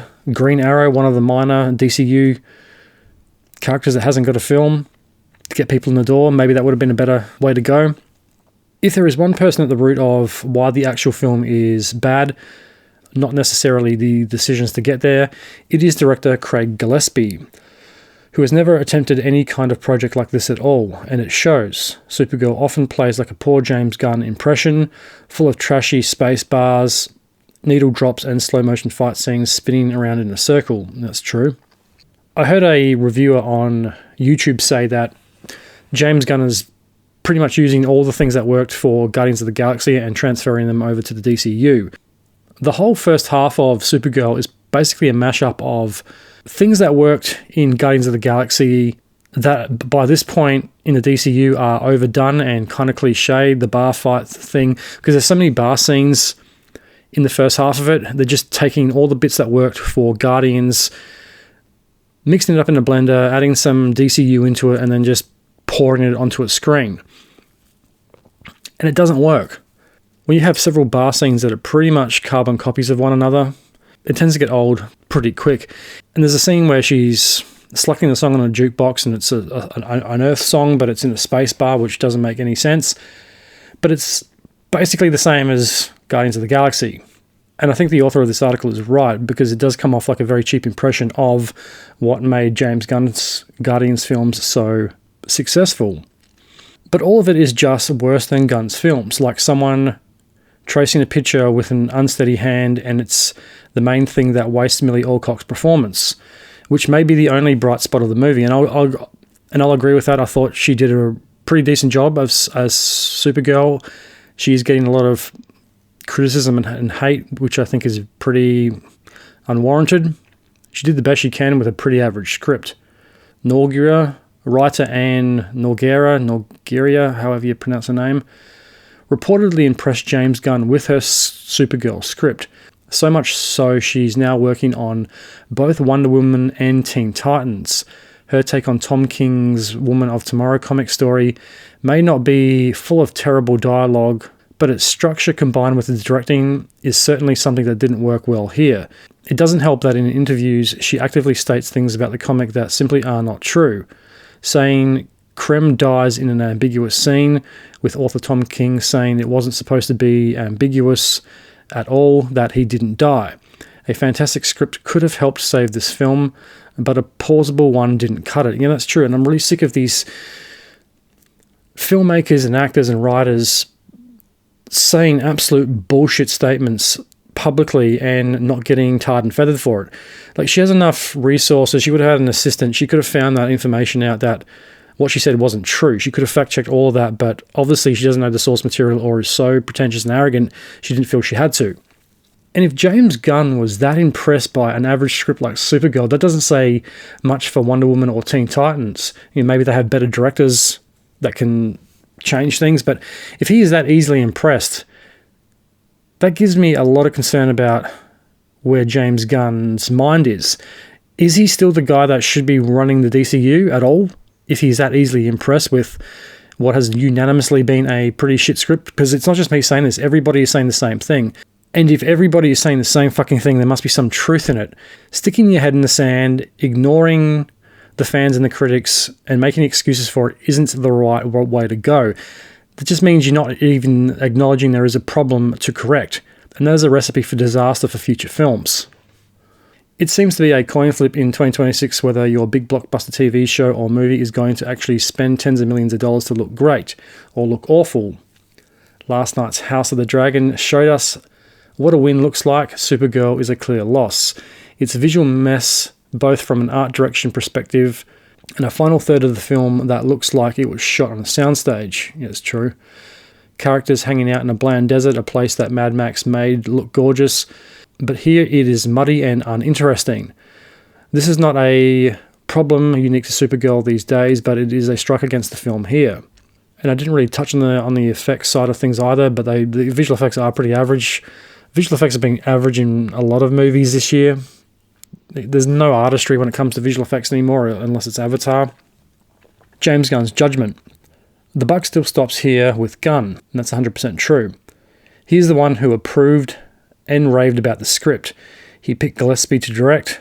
He picked Supergirl's placement in the DCU timeline. He even picked the final needle drop, according to Gillespie. That has turned into a widely mocked meme and makes up about half of the conversation about the film online. This is the first real example of Gunn not being able to put together a good film as a universe architect rather than an actual writer-director, which he is good at. And he has proven that before. He has made some great films, but this shows a disturbing lack of foresight by someone who has proven he can make a great superhero film. Superman, Guardians of the Galaxy. It has raised concerns about the future of the DCU, even if we were still incredibly early into this run. It's not a good situation when your film has a well-cast star as its bright spot, and its only bright spot. If nothing else that surrounds her performance is good, there's only so much she can do, and that's very true. In the immense amount of pressure of a character like this, being just the second leg of a huge universe didn't help either. Supergirl didn't work as a film on any level, and its box office is about to reflect that, a historic miss that even DC's Peter Safran couldn't wait the weekend to address. Clayface and Lanterns are the next tests later this year, and DC can't afford a repeat of what happened here. Yeah, if Clayface doesn't do well, and I don't really predict it's going to, I didn't even bother watching the trailer, even though it's set in the Batman universe. It just really has no interest. I'll probably see it a couple of weeks after it comes out. Lanterns I know even less about. If those films bomb, and even if they're good and they just don't make their box office up, I think the DCU is dead before it got going. And I think a leadership change is probably needed to save it from here on out. Because I don't see how Gunn can be so nearsighted when it comes to the critical parts like the writing and the directing. If he approved all this shit, and if he thinks that is the best script of Supergirl that he read, he is out of his fucking mind. If that is the best version of the story, what was the fucking worst? That's the scary thing. Because it seems impossible to make a bad film these days, but it seems to be the common. Like, films just generally, not all of them, but generally speaking, aren't as good as what they used to be. I found another article too on theguardian.com called Supergirl is a box office catastrophe. How can Marvel and DC save the superhero movie by Ben Child? Published Saturday, 4th of July. Cinematic universes rely on audiences investing in minor characters, but as the interest wanes, it may be up to the big guns to keep the genre afloat. Interesting. I'm not going to read the whole thing, just skim over it. It's hard to believe that modern superhero movies existed for nearly 4 decades before Man of Steel met Batman on the big screen. Since 2008, when Iron Man first clanged into life, we've become used to superhero cinema as one giant interlocking machine. There have been dozens of these comic book films, often built around characters once little known to the average cinema goer. Raccoon, Blue Beetle, and Ant-Man. Until recently, audiences lapped up each new arrival like an all-you-can-eat superhero buffet. It felt as if there would always be another dusty helmet, glowing cube or giant talking tree, waiting in the great comic book attic to be transformed into a billion-dollar proposition. No one expected the well to run dry so soon, which brings us somewhat awkwardly to Supergirl's disastrous box office. The new DC film starring Millie Alcock opened to $38 million. Grim figures for a film reportedly costing around $170 before marketing. This has been seen as a crisis for James Gunn's new DCU, just 2 films in. But the more interesting question may be whether Supergirl has exposed a problem that now stretches far beyond a single comic book studio. The MCU trained audiences to believe minor characters mattered because they were stepping stones to something colossal, a major team-up film like The Avengers, or at least a link to an exciting chain of intrigue. But when a film such as Supergirl fails to pick up momentum, that difficulty becomes apparent. And we could say the same about Marvel's Eternals or Sony's live-action Spider-Verse films, which are crap. Superhero cinematic universes are built to expand, with each edition contributing to the overall sense of a vast fictional Lego set. When one piece doesn't fit, it's hard to encourage fans to bother with the next installment. Does Supergirl now turn up in the forthcoming Man of Tomorrow to prove to the wider world that she cares more about Krypto and getting drunk? That may be one way forward if Gunn's mooted sequel to last year's Superman is a smash hit. It also makes it likely that DC, which had already trashed one entire comic book universe, yeah, that's 100% true, will pivot towards better-known superheroes. Andy Muschietti's director of the It films has been tapped to helm Batman, the Brave and the Bold movie. That will exist within the main continuity. Robert Pattinson's version lives on its own version of Gotham, thank God for that. And will never meet Superman or Wonder Woman. There will also be an increased pressure on projects such as the forthcoming superhero horror hybrid Clayface. Even if the latter isn't burdened with a large budget or any real requirement to feed into the wider matters, could the future of DC now just be Superman and Batman movies with the occasional cheaper Elseworlds offshoots, while everyone sits tight and waits for something else to rebuild confidence? Yeah, that's a really good point. And I think it will probably come down to Superman and Batman because they seem to be the only films that are profitable. Batman's always been profitable no matter what version of Batman we have. They always make money.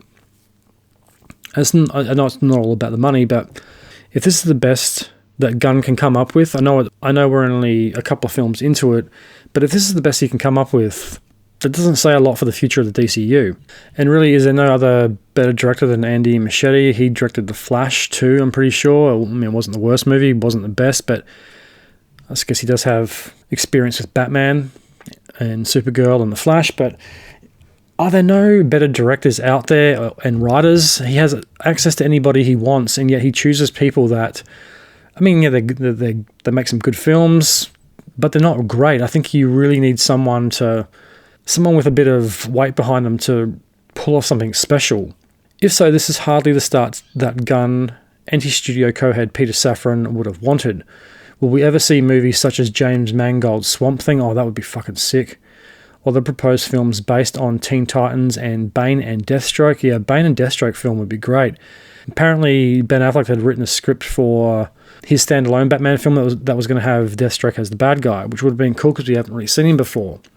Safran said nothing has changed post-Supergirl, but Studio Warner Brothers may see things differently. I bet they will. If Supergirl really is on course to lose $100 million, yeah, they'll be making some changes, whether they think things are going to go ahead or not. And yet the bigger headache, oddly, could belong to Marvel. Sony has already pretty much ruined any chance of characters such as Kraven the Hunter, Morbius, or Madam Web to enter Spider-Man's MCU world. Maybe not the worst thing that could happen because there's already a ton of much better Spider-Man characters out there. I mean, who really gives a fuck about Morbius or Madam Web? I mean, Kraven was alright. It wasn't a great film. Kraven the Hunter, I think, is really one of the only classic Spider-Man villains that would be cool to put into the Tom Holland MCU Spider-Man movies. But if audiences simply switch off when superheroes other than the obvious big names get their own titles How would that affect the climatic team-up movies that have made the studio billions at the box office? Will anyone care if Shang-Chi steps up to strangle Doctor Doom in Secret Wars if the ring-wielding hero's last solo movie came 6 years previously? No, I guess not. There are already noticeably fewer comic book films in cinemas than there were just a few years ago. Former Disney CEO Bob Iger has indicated that the constant flurry of Disney Plus spin-offs will also be reined in. Moreover, the reduced quality of superhero movies generally will eventually damage the entire rickety machine.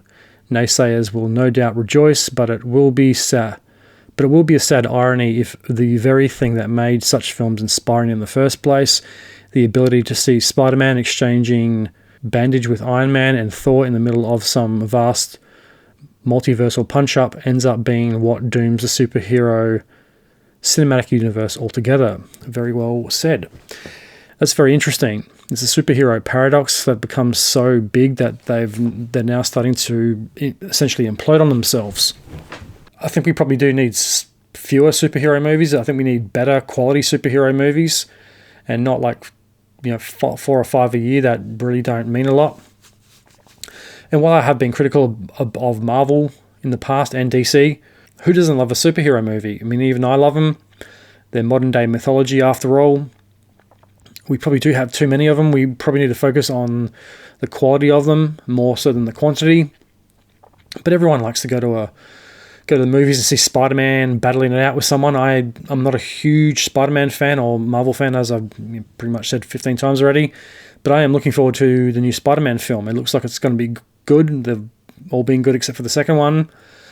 I'll eventually see Avengers. I'm not counting down to it by any means, but it should be good. Like the article says, who doesn't want to see Spider-Man and Thor and Iron Man teaming up? That's what the spectacle of the cinema is for, after all. But the biggest thing that is disturbing me is James Gunn's lack of responsibility or even acknowledgement that there is a problem with Supergirl. And according to Google AI, following the release and mixed reception of the Supergirl film, DC Studios co-CEO James Gunn has actively defended the project and its lead actress Millie Alcock. He has also publicly addressed various rumours and criticisms regarding the film's production and performance. Yes, I think it's important that he does defend the lead actress. Millie Alcock has copped a lot of unnecessary shit because of this. It's not her fault. She did the best she could with the shit she got. But you can't stick your head in the sand and pretend this film is a success when unanimously the critics and the fans have said that it is not.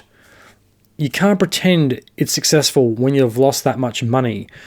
When the reviews are that bad, you can't pretend there isn't a fucking issue. And Gunn's key statements on the stance of the Supergirl film encompass several main areas. He has praised Millie Alcock. He has been highly vocal about his choice of lead role, emphasizing that he knew Alcock was perfect for his vision of the quote punk rock Supergirl after seeing her audition tape. And look, I don't know a lot about Supergirl, so maybe it's good casting, maybe it's bad, I don't know. I think, like I said, I think she does a good job. I've heard a lot of people argue that and say she's not the right cast. I think she did a pretty good job, and if there was a better script and director in place, I think it could have been a really good movie. That's not where the problem lies with the film, though, because the casting is pretty good. Amidst online backlash regarding the film's script and box office performance, Gunn pushed back against critics. He attributed much of the negativity to a loud minority and suggested that criticism against female-led comic book films is often disproportionate. Yeah, I think that's bullshit because Wonder Woman proved female superheroes can be successful. Female superheroes aren't the issue. What made Wonder Woman successful was it had a good director and a good story. The story for the first one's good, not so much the second one, but the first one was a solid action film. It was Disney original. It was set in World War One. It's very much like Captain America, I guess, that was set in World War Two, but it was a good, solid script. It had a good cast. Gal Gadot, Chris Pine. Female superheroes can be successful. They just need good stories and good directors. And it's true that most of the superhero films are male. All the bigger, more successful franchises all have male heroes. Iron Man, Batman, Superman, Thor, Captain America. But there are still female heroes. Black Widow, Wonder Woman, Supergirl, Superwoman.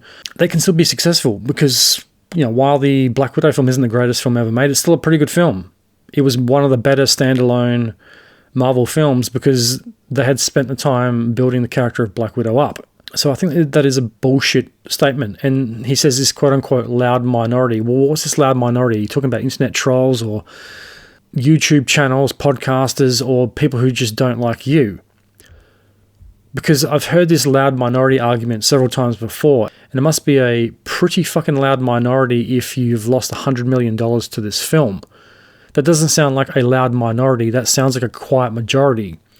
And if you can't see that, then I think you are doomed. I don't think you are going to be able to right the ship in time because you won't even acknowledge there is a problem to correct. Addressing the script.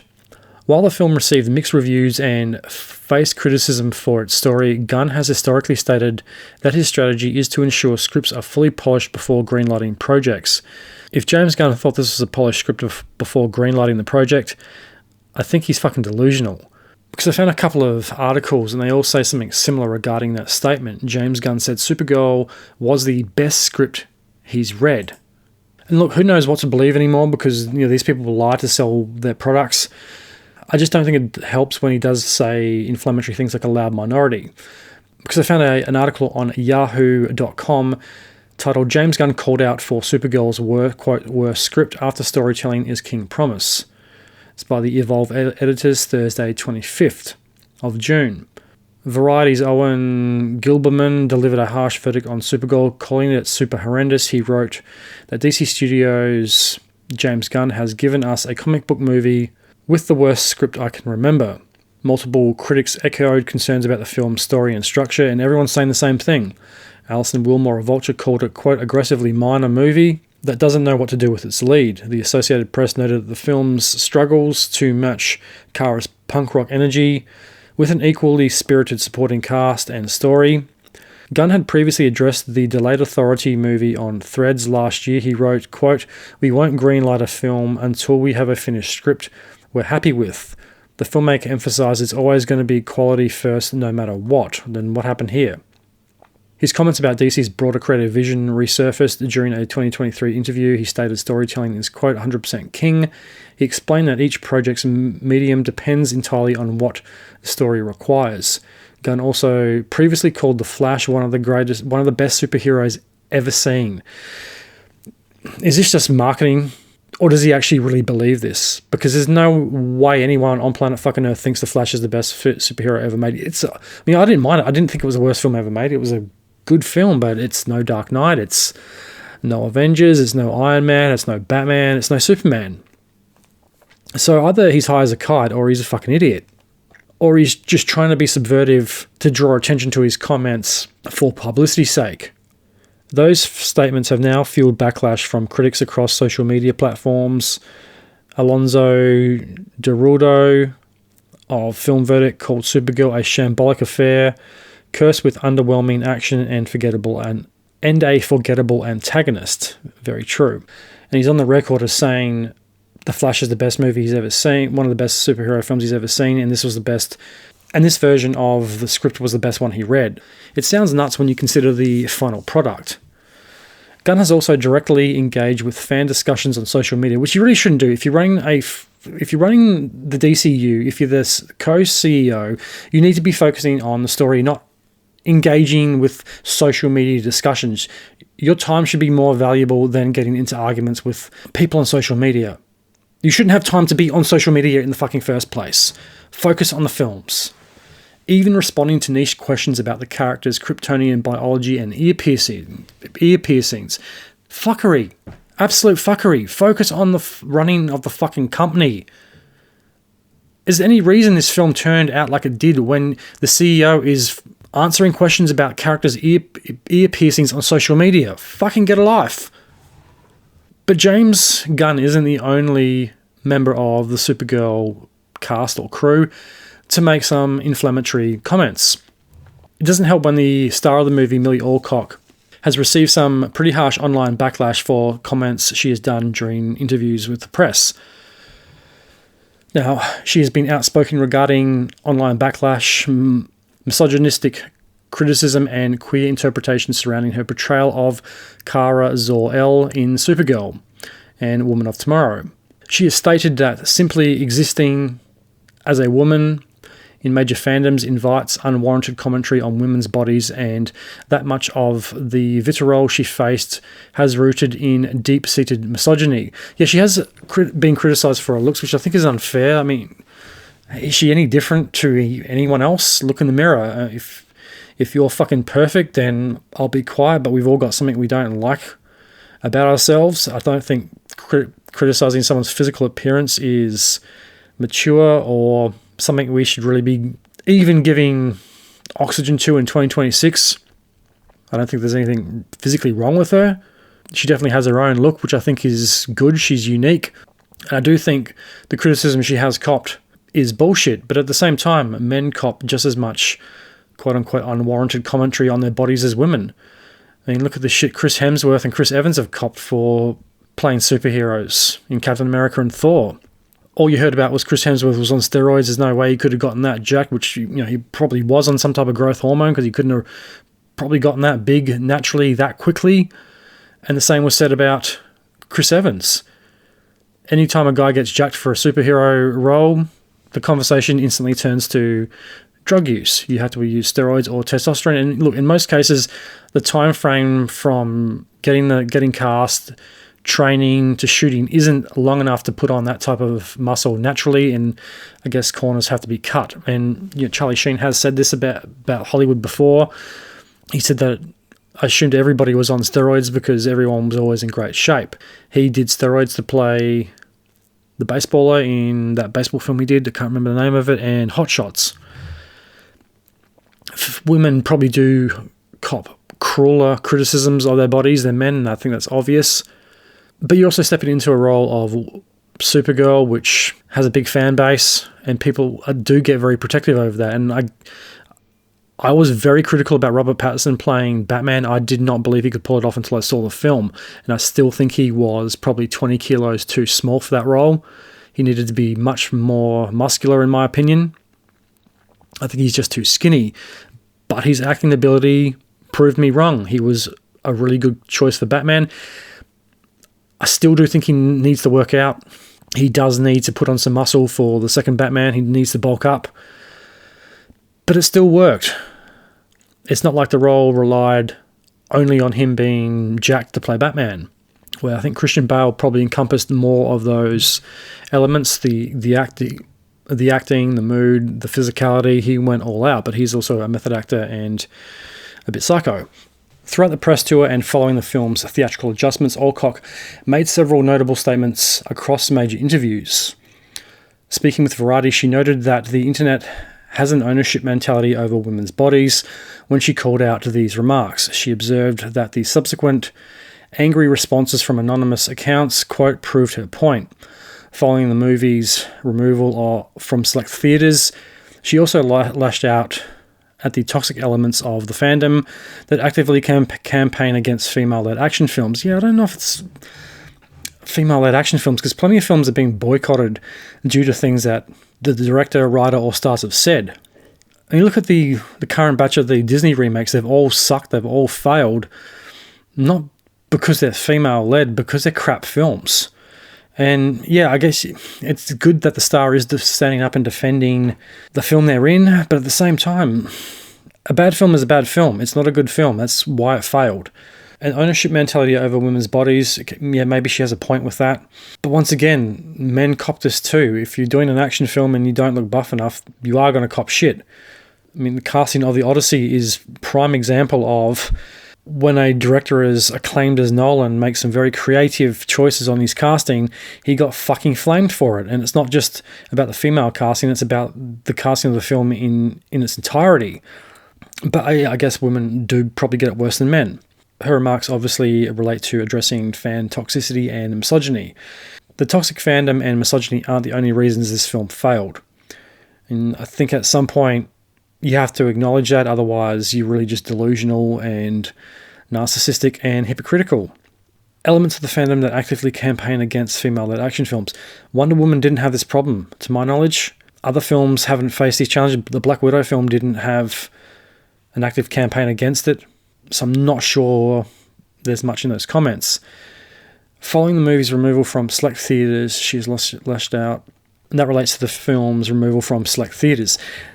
Cinemas will only do that if the film isn't doing very well or not making money, and that's probably the main reason it's being pulled from theatres. It's not because there's an active campaign against female action films, it's because it's not doing well, and it doesn't make any logical or business sense for a cinema, especially independent cinemas, to keep showing a film that no one's paying to see. It's taking screens away from films that could be making them money.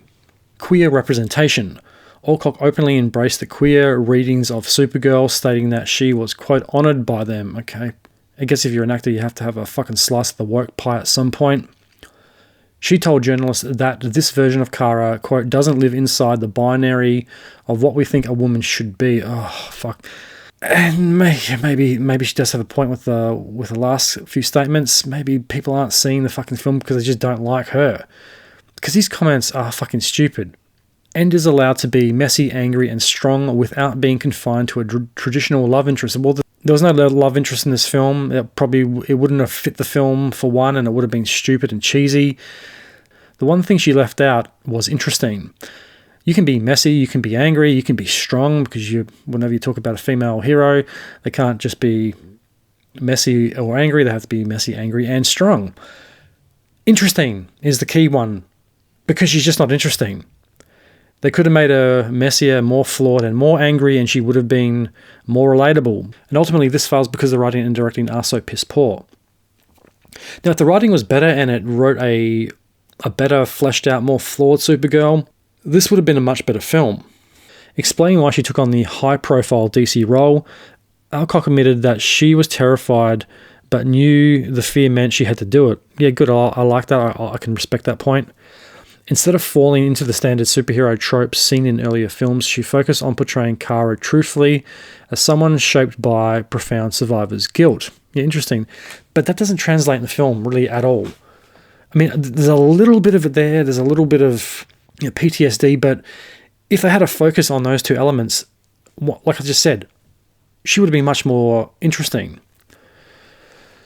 Avoiding superhero nostalgia. With a laugh, she admitted in her Variety cover story that she hadn't watched Helen Slater's 1984 Supergirl or even other modern superhero blockbusters like Wonder Woman or Captain Marvel, relying instead on guidance from DC Studios CEO James Gunn to expand her superhero knowledge.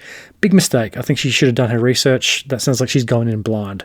I would have definitely watched and read as much as I could if I was taking on a role like this, because I would want to do the character and the fan base justice. I wouldn't have taken advice from someone whose instincts seem to be so misguided, because if that's the best version of the script, I'd hate to see the worst.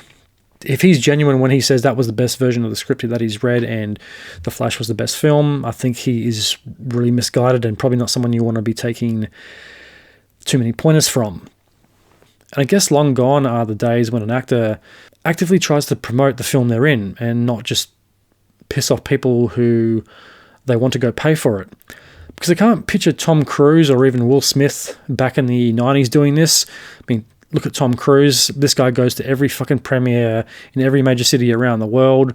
He signs every autograph until he's signed them all, and sometimes that takes him till 4 or 5 o'clock in the morning, because he cares about the person there. They've turned up for him, he's going to turn up for them. You don't just go on the press circuit and slag off a quarter or half of the fan base, even if you don't mean to, and expect them to turn up and pay for it. You can't say a bunch of fucking inflammatory things like this and expect there's not going to be any type of backlash. Long gone are the days when movie stars promoted their films. Arnold Schwarzenegger would go to premieres. They would talk the film up. They would talk to the press and say, oh, this is the best action film in the last couple of years. Had a great time making it. We've made this for the fans, yada, yada, yada. They're going to have a great time, a great experience, bring the family, yada, yada, yada. This is typical of modern politics and the woke bullshit that has captivated Hollywood. It's deny, subvert, don't acknowledge an issue or a problem, deflect, act like a narcissist. It's everyone else's fault but the people who made the product that no one is buying. And that is a symptom of a much bigger issue in Hollywood.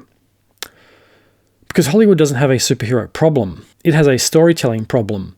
People still love Superman, they still love Batman, they still love Spider-Man, which is evident because those films are still being made and people are still turning up and paying for them. The proof is in the films that actually connect.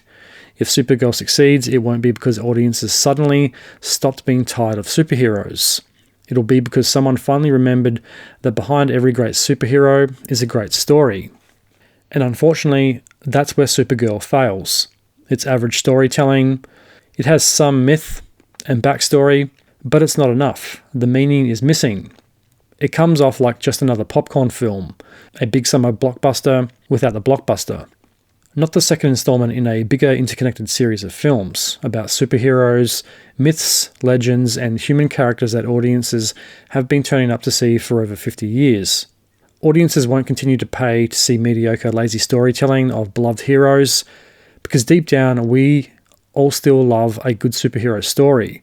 Batman proves it, Iron Man proves it, and Superman proves it. How many versions of Batman have there been? And they've all been successful. The demand is still definitely there. The storytelling, the directing, and the writing needs to match it. If this is what the rest of the DCU has in store for us, I think I'll pass. James Gunn promised a return to glory to set the record straight in the wake of the Snyder-verse. With the next batch of DCU films already slated for release and Superman 2 filming, there isn't a lot of time to get this right. If they don't play the cards right, the DCU could turn out more like the Titanic than the Dark Knight. I feel like Gunn might be making a critical mistake by pissing away another golden opportunity to make something really special and not acknowledging the feedback and the criticism he's received for Supergirl. And maybe Zack Snyder's vision wasn't so bad after all. Why can't Hollywood make good superheroes anymore and build a well thought out and cohesive universe? And this brings up the real question. How many flops can the DCU universe take before it finally breaks or ends up like another Snyderverse? And that brings us to the end of the episode. It was a very long-winded review and a look into Supergirl and the current state of the DCU. A big thank you to everyone who listened to the end. I hope you all enjoyed it and got something out of it. If you'd like to support the Truth Tank, there's a couple of things you can do. You can head on over to the Facebook and Instagram page, give them a follow and a like. You can head on over to the brand new Truth Tank store, pick yourself up some merchandise, support the show and look really good doing it. If merch isn't your thing, you can head on over to my Buy Me a Coffee page and buy me some tank fuel. Every donation helps. How much you want to pay is up to you. You can donate $1, $100, $10, whatever you think the show is worth. There are also monthly subscription tiers. You can support the show. Both links are in my social media bio and the show notes. You can download and listen to your favorite episodes on Apple Podcasts, Spotify, YouTube, Pandora, Castbox, Podbean, Amazon Music, Audible, or wherever else you get your podcasts from. Tell your friends, tell your family, tell anyone you think might like the show. Help spread it around and get the Truth Tank out there. The next episode I have planned is going to be truly epic. It's going to be a multi-part series on the Odyssey. I will be reviewing Christopher Nolan's highly anticipated and very controversial adaptation of the Odyssey, as well as a deep dive into Homer's Odyssey, the world of Homer, the myths and the legends, the history and the meaning of Homer's Odyssey. It's going to be a big multi-part episode. I'm working on that at the moment. That should be the next episode after this one. It might take a couple of weeks to edit. I've also got The Lie of Communism Chapter 3 that I have to edit. That was recorded fucking nearly a year ago. And it's just been put on the back burner because of everything else that's been happening. I've also got a couple of other big series planned for later this year, as well as a couple of deep dives into films such as Guillermo del Toro's Frankenstein, The Psychology of Frankenstein and the Life of Mary Shelley, as well as other current events and some more film reviews coming later this year. So definitely stay tuned for that. So part 1 of the Odyssey special should be out in a couple of weeks. It's probably going to take a while to edit through it. It's going to be a very hypercritical review. I'll be analysing costumes, historical accuracy, creative decisions, authenticity to Homer, accents, and everything else in between. So definitely stay tuned for that. But until then, I'm Tank. This is The Truth. Truth to tell.